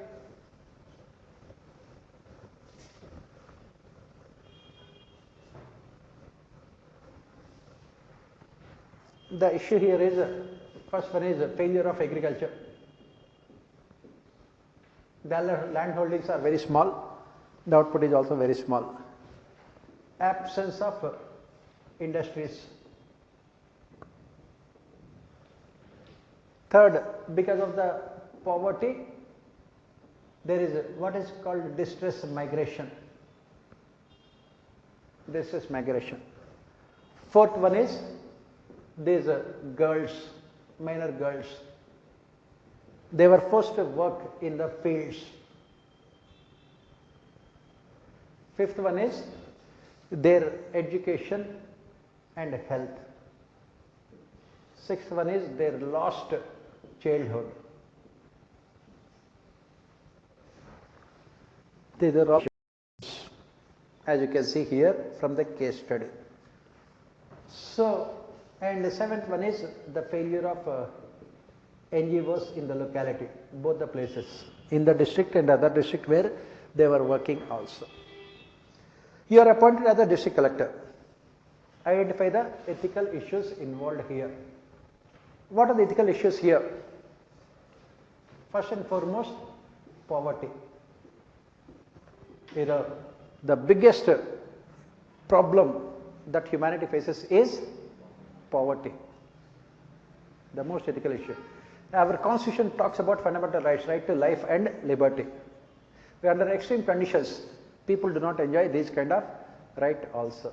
Our Supreme Court has said that this right to life and liberty includes right to have, right to education, right to health. These fundamental rights are also violated. And next ethical issue here is we are talking about this girl child. Girl child. The government keeps on talking about protecting a girl child. On one hand, this gender inequality. On the other hand, exploitation of children also. Gender inequality, exploitation of children. And third ethical issue here is, as we say here, every child, whether it is male or female, every child has the right to enjoy their childhood. Right to enjoy their childhood. If they are forced to work, it means that you are taking away their right to enjoy their childhood. Because once childhood is lost, it can never be recovered. And another problem, another ethical issue here is that when the children are exploited, children are the most vulnerable sections of our society here. Children are the most vulnerable sections. We say that scheduled castes or scheduled tribes or minorities or OBCs. No. The most vulnerable sections of our society are children. Why? Because even if they are exploited, they cannot even protect also. They cannot protect themselves also. That is the reason why society has a more ethical responsibility, more moral responsibility towards children. Next ethical issue here involved here is that, as I said, today's children are tomorrow's citizens. For a few rupees, if you are sacrificing their childhood, there is every possibility that tomorrow they will become anti-social elements also. If you are exploited, they will become. And in case of girl child, this is much more, because there is always scope for sexual exploitation of girl child. Their safety and security also is very important. So these are all the ethical issues involved here, right? Now, which specific steps would you initiate, to improve the conditions of the minor girls of your district and to improve overall economic scenario in the district? What are the specific steps you will take here? When you talk about the specific steps, basically you have to make sure that you are not tempted to write all the schemes of the government. The schemes are already there. In spite of all the schemes that you talk about, these kind of events take place. So you should write answers more from what is called ethical and administrative perspective, not from the perspective of the schemes of the government. So you have to identify the reasons why these girls were being sent to neighboring district to work. The most important reason why they are being sent to neighboring district is poverty. The parents simply do not have the money to feed girl child. They don't have money. You have so many schemes like Sarva Shiksha Abhiyan, midday meal scheme. So many schemes are there. They are not implemented. Why? Because most of this expense, most of the money spent by the government on these schemes is going only to corruption. So what do you do? So what do is that you take all the money that is being spent on these schemes, give the money to the local community only. As I said, you have to come out with what is called innovative solutions. In the villages, let there be what is called community kitchens, which are run by the villagers themselves. Let there be community kitchens, which are run by the villagers themselves. They must provide 24 hours food to the people. Anytime they should come, they can go. On the one hand, you are providing employment to the people. On the other hand, you are providing free food also. Take all the amount of money that you are spending on all the schemes. You know, on an average, a village is expected to receive the benefits of 350 schemes of the government, both central and state. Take the money and put the money into running these community kitchens. As we say, simplicity is the most important form of sophistication. Instead of having hundreds of schemes, you know, take the money, give the money to the stakeholders only, the villagers only, and let them run these community kitchens. So that the basic problem is, that is poverty and food problem, that is solved. These community kitchens will be permanent. It will be run by the villagers. Since they are run by the stakeholders themselves, there is no scope for any corruption. Because at the end of the day, who will be eating the food there? Their own people only. So, will they be providing any dangerous, poisonous food? If it is run by the bureaucracy, if it is run by the contractor, in order to save the money, he will provide low quality food, because of which you can see so many deaths also, poisonous death in the midday meal schemes. So, this community kitchen should be run, it should be run 24 hours, 7 days a week. Money will be provided by the government. There is absolutely no problem with money, because the government is spending huge amount of money on various developmental welfare schemes. Government is spending huge amount of money on the salaries of the people involved in implementation. Instead of that, give the money directly to them. The one problem is solved. Next one is focus on their education. Focus on their education. So focus on these primary schools, secondary schools, and vocational education in villages. Vocational education, especially among the girl child. And what you should do is that make this make these community kitchens conditional. Make them conditional. That means they can have food in the community kitchens only when they are sent to the school. That means they must have 100% school attendance. They are sent to the school, so that the parents will not again send them to the fields, cotton fields, to work there. Make them, they are sent to the school, and their performance in the school also is important. Not only sending them to the school, performance on the skill. Next thing you have to do is that you have to make sure that these educational institutions are run. The basic problem with government schools is that there are neither teachers, nor infrastructure, nor even toilets and everything. So what do is that running these schools should be given to the NGOs and civil society organizations. Let NGOs and civil society organizations run the schools, and let these schools be made accountable to the stakeholders. Let the parents and teachers associations should be there to discuss and to define the standards. Right? The next thing that can be done here is that these schools, primary, secondary, especially after 7th standard, from 8th or 9th standard onwards, they should focus on vocational education, professional education, so that these women, girl child, they can become economically independent also. Economically independent also. This is another measure that you can take, especially in case of the girl child here. But how to remove overall poverty, that also is important. As the question says that agriculture is not profitable, industries are not there in that area. For that again you have to come out with specific programs. You have to come out with specific programs. What are the specific programs? As a district collector, what you have to do is, everything should be done in a transparent, scientific manner. As a district collector, what you have to do is that you have to identify the resources of the district. Identify the resources.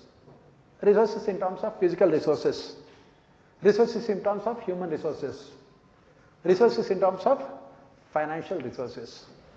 You have to map all these resources, physical, human and financial. The first thing, as we study in public administration all the time, rational decision making involves identifying the facts at the ground level. So, identify the resources. After identifying the resources, you have to come with plans by involving all the stakeholders.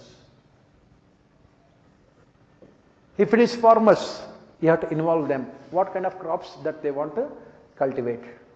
What kind of crops that they can cultivate with the resources that are available with them? And you have to come out with the plans by involving the stakeholders. The next thing is that we have to allocate finances. You have to allocate finances to implement the plans. Next thing is, as we have mentioned earlier, also have outcome budgets for all these plans, so that the expenditure is transformed into outlays are transformed into outputs and outcomes. Then, in order to prevent corruption and everything else, you need social audits also. That is what you will do as a district collector. In the whole process, you will take the help of NGOs, civil society organizations, local media and also local private sector, so that you can have public-private panchayat people partnership. That is what you will write for this question. As you can see here, again this question requires good knowledge of public administration. Because when you become a district collector tomorrow, what you have to do is only administration. You need knowledge of administration. This is the answer you have to write for the two parts of the question. Next, let us move on to the next question. Let us move on to the next question. What is the next question? You are the municipal commissioner of a large city, having the reputation of a very honest and upright officer. A huge multi-purpose mall is under construction in your city, in which a large number of daily wage earners are employed. One night during monsoons, a big chunk of the roof collapsed, causing instant death of 4 laborers, including 2 minors. Many more were seriously injured, requiring immediate medical attention. The mishap resulted in a big hue and cry, forcing the government to institute an inquiry. In fact, this is what exactly happened to one of our students also, a municipal commissioner. He was narrating the same incident to me, and in fact it was asked as a case study also. You are a municipal commissioner of a large city, and you are known for your honesty and integrity. A multi-purpose mall is coming up where large number of people are employed. What happened? A roof of the mall has collapsed. 4 people died, including 2 minors. Your preliminary inquiry has revealed a series of anomalies. The material used for the construction was of poor quality. Despite the approved building plans permitting only 1 basement, an additional basement has also been constructed. This was overlooked during the periodic inspection by the builder inspector of the municipal corporation. In your inquiry, you noticed that the construction of the mall was given the green signal despite encroaching on areas earmarked for a green belt and a slip road in the general master plan of the city. The permission to construct the mall was accorded by the previous municipal commissioner, who is not only your senior and well known to you professionally, but also a good friend. Prima facie, the case appears to be a widespread nexus between the officials of the municipal corporation and the builders. Your colleagues are putting pressure on you to go slow in the inquiry. The builder, who is rich and influential, happens to be a close relative of a powerful minister in the state cabinet. The builder is also persuading you to hush up the matter, promising you a fortune to do so. As I said, real life and real life going together. This exactly happened to our student also, exactly the same thing. You know, the mafia leader, the builder mafia, they were very close to the minister also. And the builder is persuading to hush up the matter, promising you a fortune to do so. He also hinted that this matter is not resolved at the earliest in his favor. There is somebody in his office who is waiting to file a case against you under POSH Act. What is this POSH Act? Yes, basically the Sexual Harassment Act. Discuss the ethical issues involved in the case. What are the options available to you in the situation? Explain your selected course of action. These kind of case studies are routinely asked. The similar case study was asked previous years also.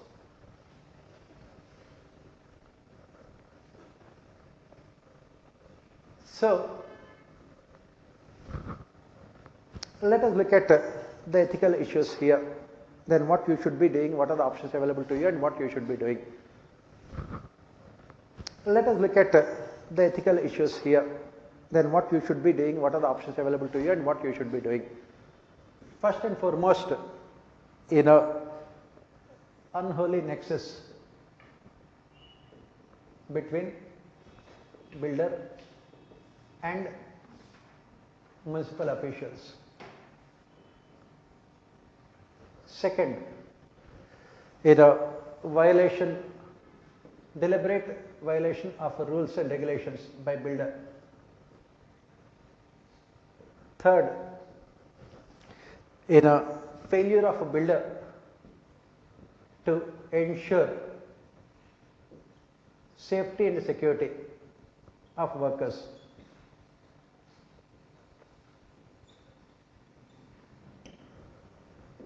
Fourth, ethical issue involved here is encroachment of government land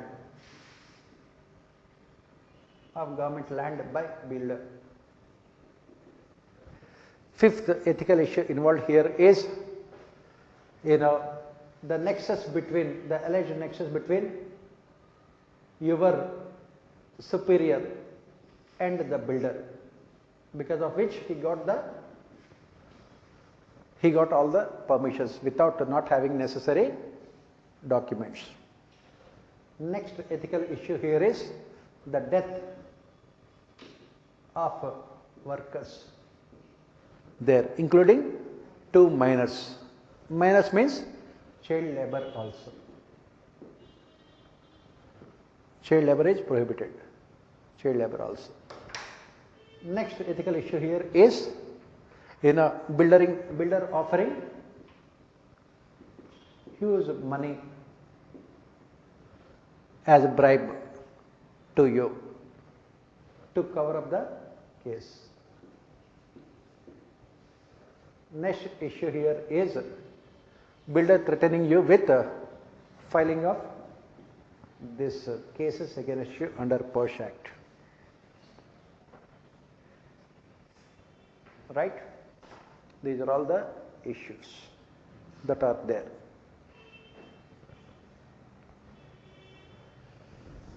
So, under these circumstances, what are the options for you? What are the options for you? Basically 2 options. What are they? Accept the proposal of builder. Accept the proposal of builder, that is, take money. What is the merit and what is the demerit? When you accept the proposal of builder, merit is that you will get money and you will also not have any kind of problem with POSH Act and everything else. And you will also be in the good books of the minister also. You can get promotion also. Everything is good. Demerit is, with a heavy heart, you have to write the demerit. You always look for this option only. But in the examination, you cannot say that there are only merits, but there are no demerits in this case. You cannot say like that. So what is the demerit here? Your actions are illegal unethical and immoral. Your actions are illegal, unethical and immoral. So, what is the next option for you? Reject. What is the merit? The same thing. Your actions are moral, ethical as well as legal. What is the demerit? You know, he can file this Porsche Act against you. He can be transferred. He can be suspended because of the mafia nexus between the builder and the minister. He can be suspended. Your career can be in jeopardy also. So, with this, what is your course of action? What do you do? What will you do? Whatever you do, will have to solve all these problems. Not only that, your actions should be a guiding force for the future administrators whenever they face these kind of problems. Right? What will you do? So, what will you do? What will you do? You will call the builder and tell him that whatever the price that he is offering to you is not sufficient. You will tell him that let us negotiate better. But can you write these kind of things in the ethics paper? You cannot. With a very heavy heart, you cannot write all those things. Otherwise, what you do in normal circumstances, builder offers you say 1 crore. You will say that I heard that 0 has no value, put a 0 next to 1 and give me that amount of money. Negotiations, discussions, and what you call it as integration. Right? But this is not, you can write in the examination. After getting into services, that is what you will do, that's a different thing. Right? But to get good marks in ethics paper, you cannot be writing those things. Right? So what will you do here? First and foremost, you will stop the construction activity with immediate effect. You will stop the construction activity with immediate effect.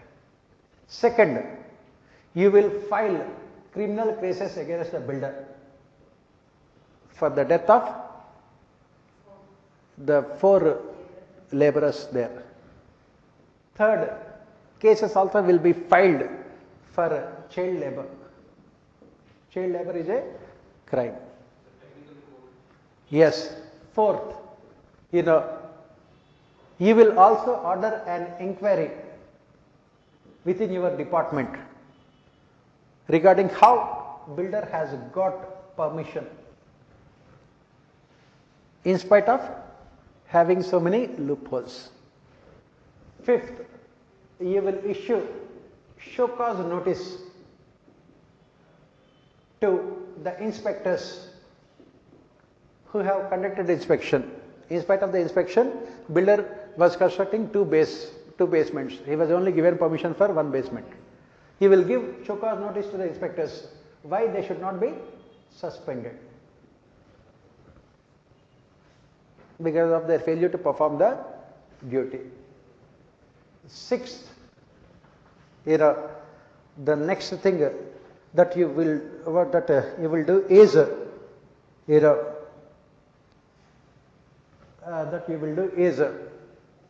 you will find out the root cause of the entire problem. What is the root cause of the entire problem? These are the immediate steps that you will take. These are all the immediate steps that you will take. Immediately builder will be arrested under various sections of IPC. And then what you will say is that long-term solutions you have to come up. Why these kind of things are taking place? As the Niti Aayog report always says also, long time back Niti Aayog report has spoken about all these things. This kind of corruption is taking place because of personal interaction. You will suggest to the government e-governance to reduce personal interaction.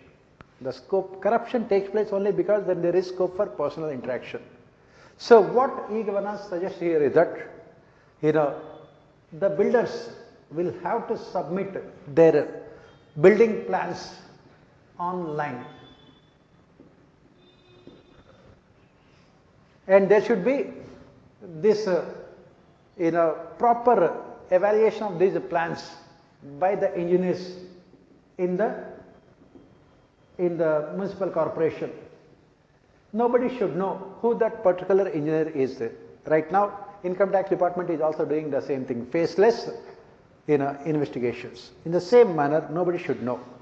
Everything should be done online, so that there is no scope for any builder-engineer nexus. Next thing is, the government should also create awareness among nexus. Next thing is, the government should also create awareness among the home buyers about the building bylaws. Most of the time what happens is that home buyers do not know whether the construction is legal or illegal. The government should. These are all the recommendations given by Niti Aayog only. Please remember, because the similar case study was asked 3-4 years back. These building bylaws should be informed to the home buyers. Home buyers should be informed. Otherwise, what happens? We don't know what is legal and what is illegal. After the entire construction takes place, if it is illegal, and it should be demolished. Who will pay the price? Home buyers will have to pay the price. The government should inform the home buyers. The third thing is, to overcome this kind of misuse of power, what is required is good governance, transparency and accountability. Inspection should be done by different people at different time periods. If the same person is working at the same place, it always results in maximum scope for corruption. So what is required is frequent transfer of people.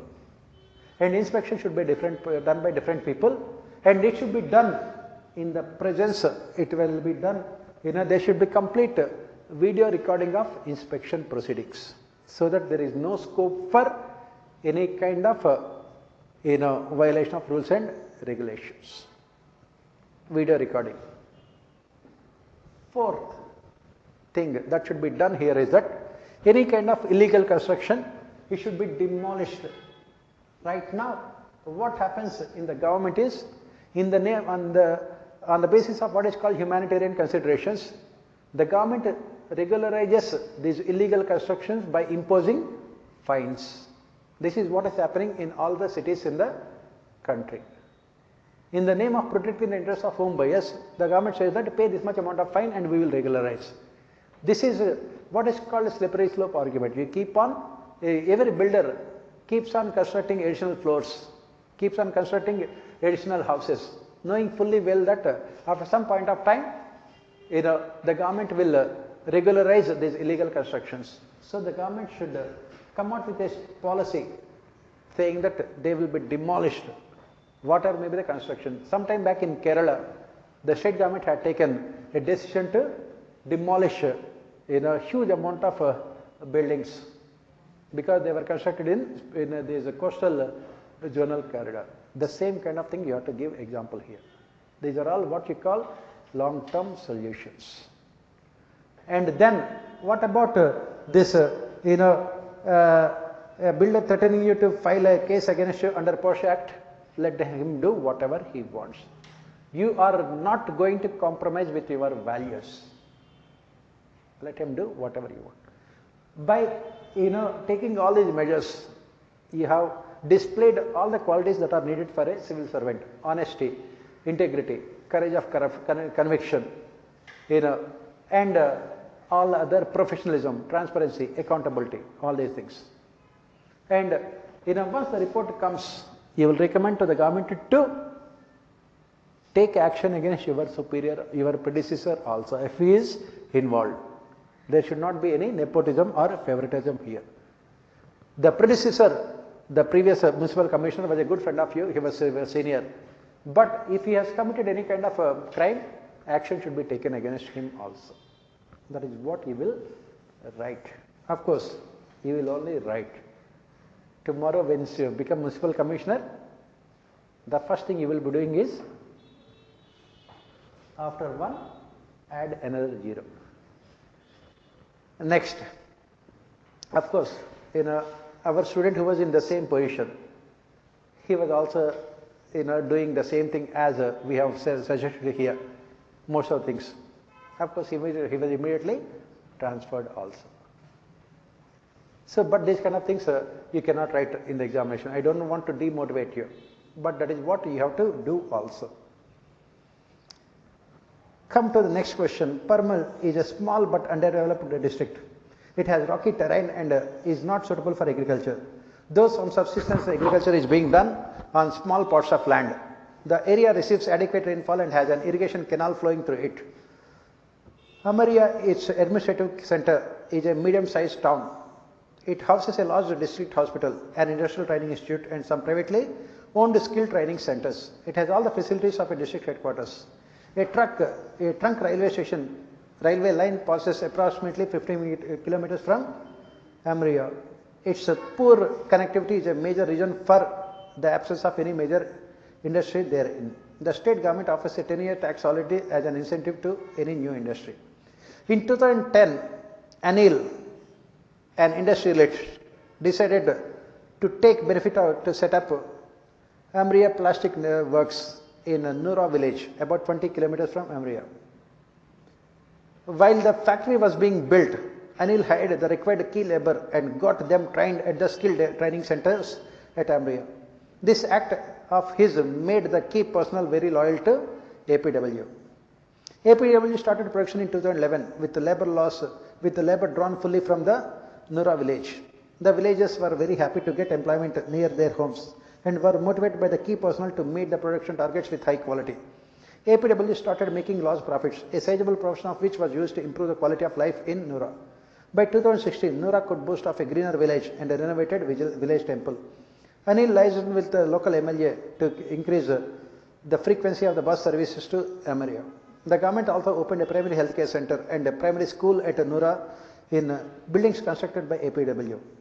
APW used its CSR funds to set up women's self-help groups, subsidized primary education to the village children, and procure an ambulance for use by its employees and the needy. That means it was indulging in corporate social responsibility also. In 2019, there was a minor fire in APW. It was quickly extinguished as fire safety protocols were in place in the factory. Investigation later revealed that the factory has been using electricity in excess of its authorized capacity. This was soon rectified. The next year, due to a nationwide lockdown, the requirement of production fell for 4 months. Anil decided that all employees would be paid regularly. He employed them to plant trees and improve village habitat. APW had developed a reputation of high quality production and motivated workforce. Critically analyze the story of APW and the state of ethical issues involved. Do you consider APW as a role model for development of backward areas? Give reasons. So basically UPSC, instead of asking questions, narrating stories in our question paper. It is a full story, right? Now it is asking you, critically analyze the story of APW and state the ethical issues involved here. Do you consider APW as a role model for development of backward regions? Give reasons. So what this Anil has done, what did he do? He had used the tax benefits given by the government to set up an industry there, provided employment to the people, had given training to them, provided productive employment to them, motivated them to work hard, and also increase the profits, share the profits with the people, focused on improving transportation facilities, focused on improving basic amenities of the people, focused on improving communication facilities, and also use the funds to set up self-help groups, subsidize private education, and also procure an ambulance for the use of employees and other people. So when he has done all those things, right, there was something problem also. He was drawing power in excess from the local power station than authorized capacity, and ultimately it resulted in a fire accident also. So if you look at the story of APW here, can this story of APW be copied, emulated by everyone else in the country? That is what the question is. Can this APW be considered as a role model for development of backward areas? Yes or no? Definitely it should be considered. Why? Because what are the things they have done here? First and foremost, the first thing is that the local population, who are unemployed, what they have done? They have given training to local population. What they have done? They have given training to local population. Second, they were given productive employment. Third, during the lockdown, the work was there only for 3 months. For the remaining period also, they were paid salaries. And fourth, during the lockdown, when they were paid salaries, they were used for community development purposes.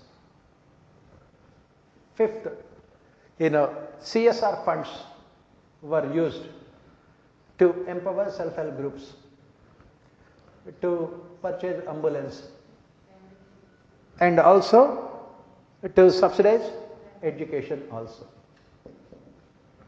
Not only that, with the local MLA, transportation also was improved. So this is what we expect from the private sector. This is what we expect from the private sector. Definitely it can be the role model.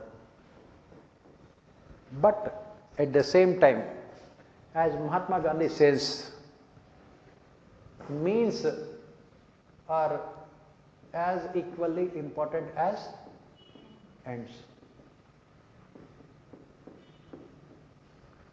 Means are as equally important as ends. And what is the problem here? He was drawing electricity illegally. So, he was drawing electricity illegally. We don't know what else he is doing. How did they come to know about the fact that he was drawing electricity illegally? Only after fire accident. That is the reason why what we say is that corporate governance becomes very important here. You must ensure strict vigilance, regulation over the activities. You must ensure strict vigilance and regulation over the activities, because there is always a lot of scope for misuse and abuse of power by the corporates. You must ensure. Either you are doing so many good things, it does not mean that it gives freedom for you to commit wrong things, right? So, since the fire accident had taken place, that is the reason why they came to know about the power that he was taking illegally, electricity. So the government cannot be blind to the functioning of these big industries. There is always scope for improvement, especially The government should give more importance to corporate governance. And of course, he is doing all these good activities, everything is fine. But when you are committing any mistakes, there should be punishment also. At least, he should be asked to pay the entire amount of money, for which he has used this illegal power. Everything should be paid because rule of law is very important. You must ensure strict compliance with rule of law. So definitely, what he is doing is right, but we cannot sacrifice with the implementation of rule of law. So the moral of the story here is that you must ensure corporate governance. You encourage him to do all these things. At the same time, the government cannot turn a blind eye to the excesses committed by big industrialists. It cannot turn a blind eye to the excesses committed by the big industrialists. On the other hand, encourage them, give them more tax incentives, give them more benefits, but make sure that they are not misusing and abusing the power. That is what the moral of the story. That is what you have to write here.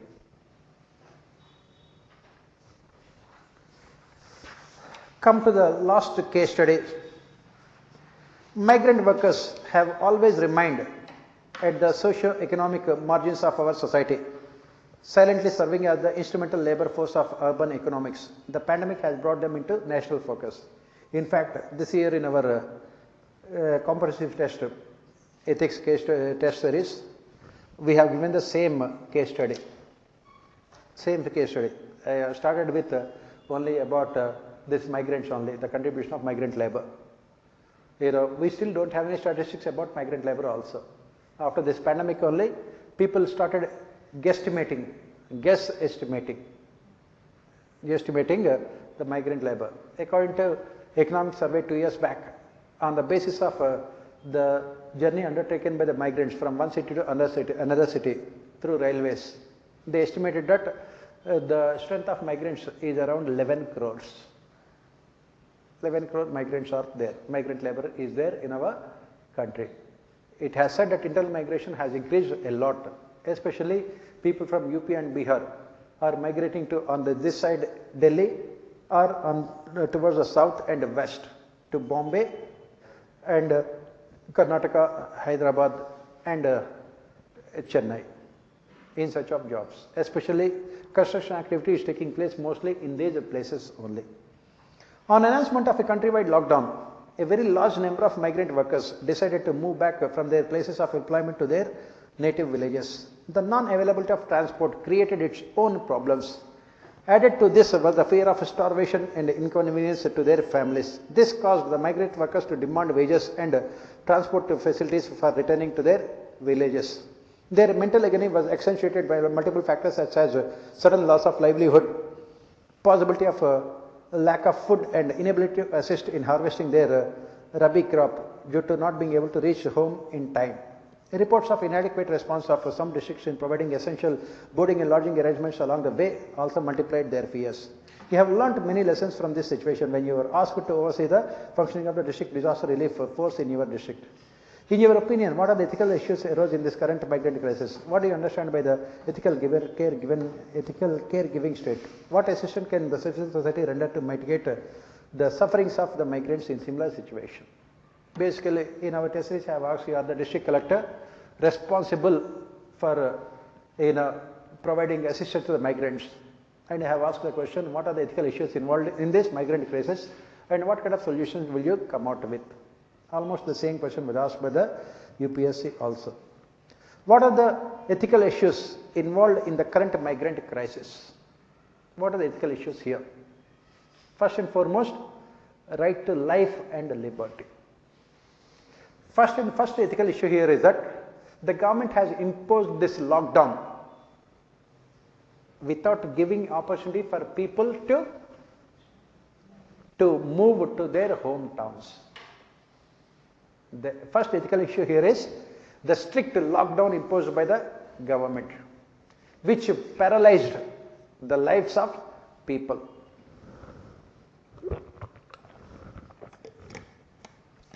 People were given only 4 hours notice by the government. 8 o'clock in the night, Prime Minister came onto the television screens. That is the reason why nowadays, whenever Prime Minister comes onto our television screen night at 8 o'clock, half the people will die of heart attack looking at him. Remaining half will die after the announcement. Whenever he came at 8 o'clock, first it was demonetization.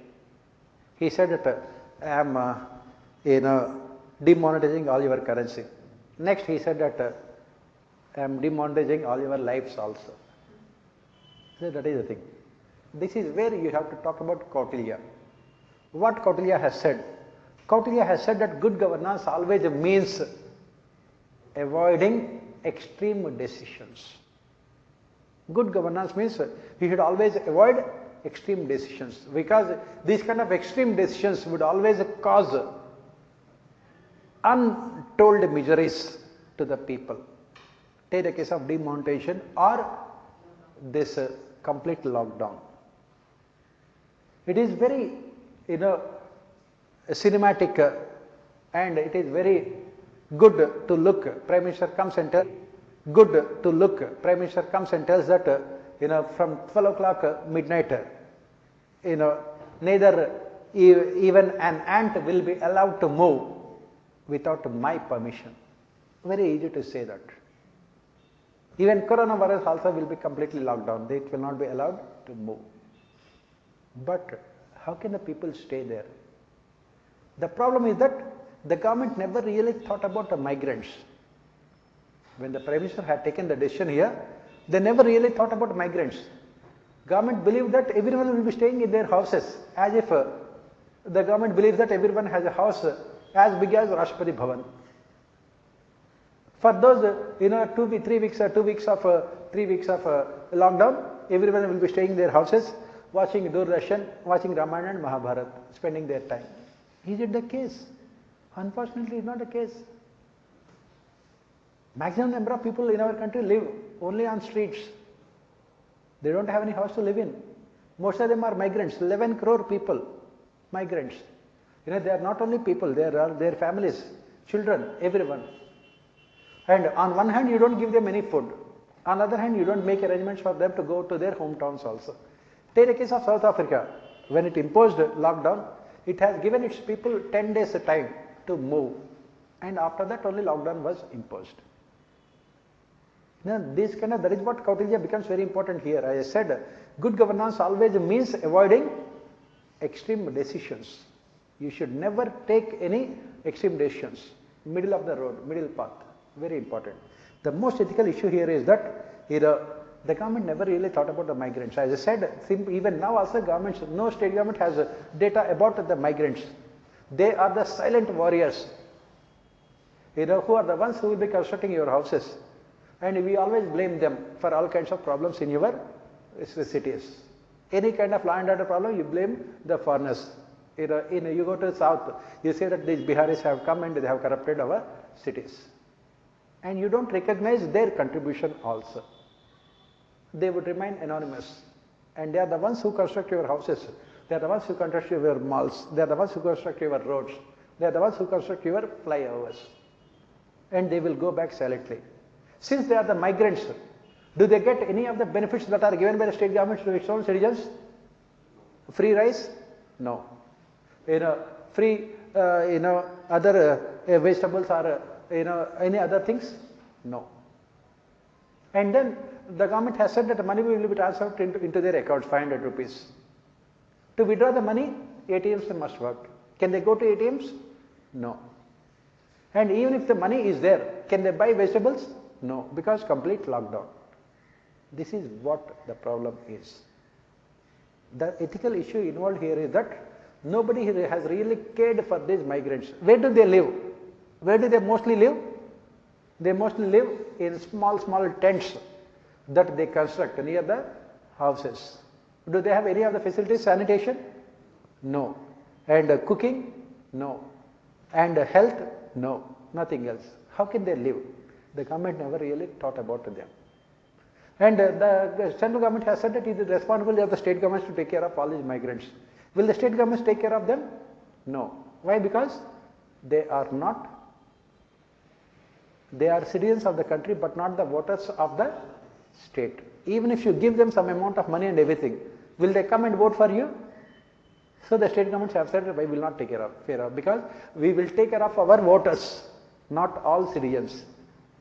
That is where the problem had come. Central could not envisage any of these problems.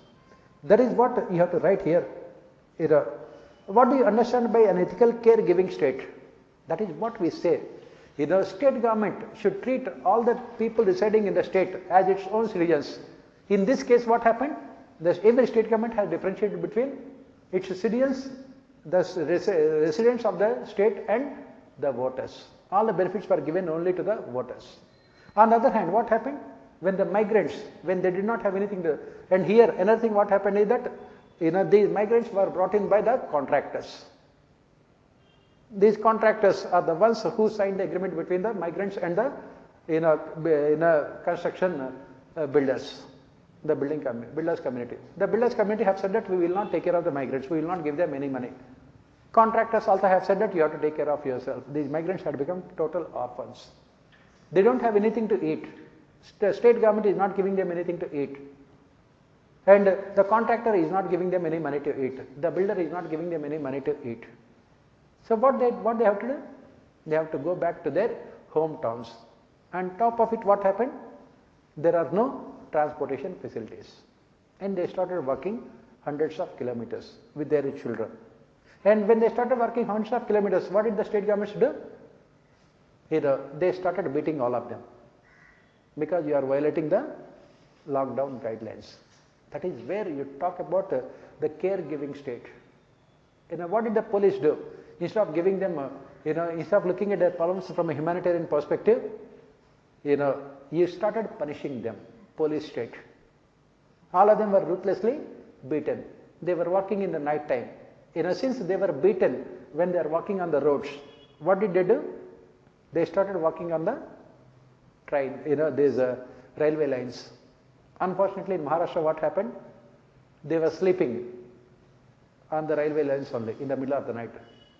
And so many migrant workers also died. And when they were walking on the streets, these trucks, there were so many accidents, so many people died also. Unfortunately, in India, there is no respect for human life. Because we have so much of population that even if 20 people, 30 people die, it will become only what is called breaking news on television screen only for few seconds. After that, it will be replaced with another breaking news. The state had lost its moral compass. The state had abdicated its responsibility. When we say state here, both the central government, state government, and the district administration also.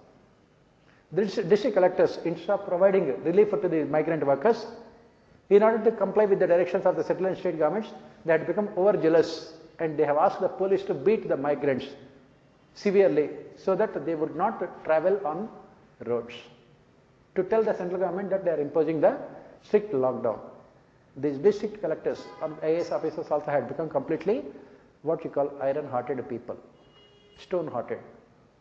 That is where the problem. What assistance can the civil society give? That is where what we have seen is that when there was complete absence of the state who had come to the rescue of these migrants, it was only NGOs and civil society organizations. Almost in every state, what we have witnessed is these NGOs and civil society organizations coming to the rescue of these migrants. And only during this period only, people like this guy, Sonu, what is his name? This film actor. Yeah, he had become very popular. He has provided food initially, then arranged the buses and everything. The central government was also showing very arrogant attitude. Supreme Court also has failed to come to rescue. Supreme Court did not interfere in the whole migrant crisis. That is the reason why we say that inaction on the part of judiciary is more criminal than proactive judiciary. Here, our judiciary was also criminally silent. They went by the words of the government saying that there are no migrants walking on the streets. Television channels are showing 24 hours live, these migrants are working. So when you are the district chairman of this district disaster relief force, what you have to do? What you have to do is that first and foremost, what should be done is that all those migrants who are walking, first of all of them, temporary shelter should be built for them. This was the period of what is called April and May. It was extremely severe hot season in India. Most of them died because of the heat also. And there was this young girl, who walked for 900 kilometers from Telangana to Odisha. And she reached just before her home, before she reached just only few meters, she died. But the state, people don't have any sympathy. These things were never, become part of what is called television news. And what happened, the television news for those 2 months was all about Shriram Singh suicide only. Nobody really talked about the migrants. It was only the civil society organizations that had come to the rescue of the people. Only they had come to the rescue. If you are the chairman of the district disaster relief force, what you should be doing is first immediately build temporary relief shelters for migrants. Some of the state governments have built temporary relief shelters, but they were there only for the namesake. They were never given any proper food, no sanitation. And of course, in summer all over the country, we have the problem of these mosquitoes. So these relief centers were like hell. That is the reason why these migrants were running away from the relief centers. When they were running away from the relief centers, what happened? The police would beat them severely and will push them into the relief centers. That is what is required is humanity. The last thing that we have seen during the entire migrant crisis is complete absence of humanity from the central government, the state government, the district administration, from the police and the media also.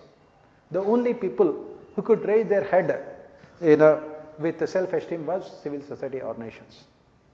These NGOs are the ones who provided much needed relief to the migrant forces, migrant workers. Otherwise, nobody came to their rescue. I myself have seen in the night time, these on the national highways, these workers were severely beaten by the police.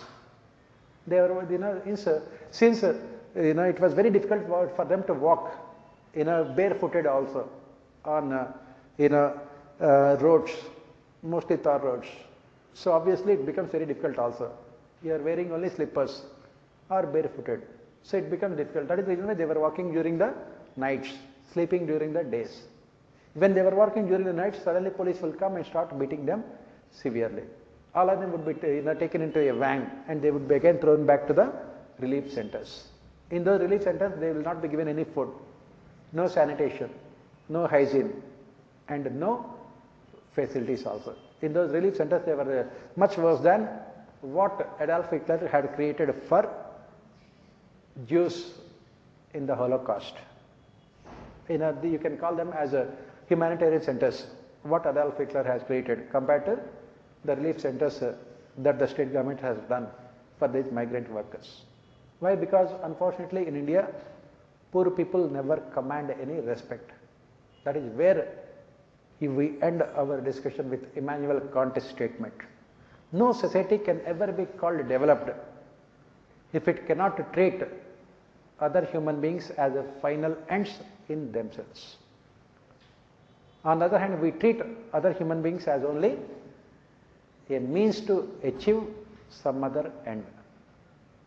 India can never become a developed society with this kind of mindset, mentality. That is what you have to write for this question. So this is what about the ethics paper.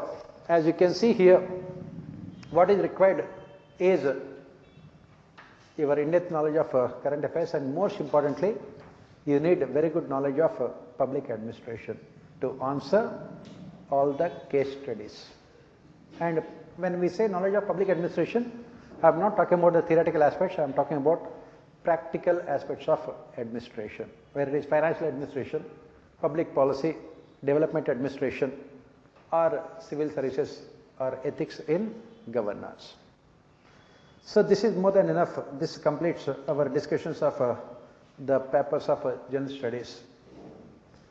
And if you have any doubts, you can always ask me or call me. I think all of you have my phone number also. You can take my number also.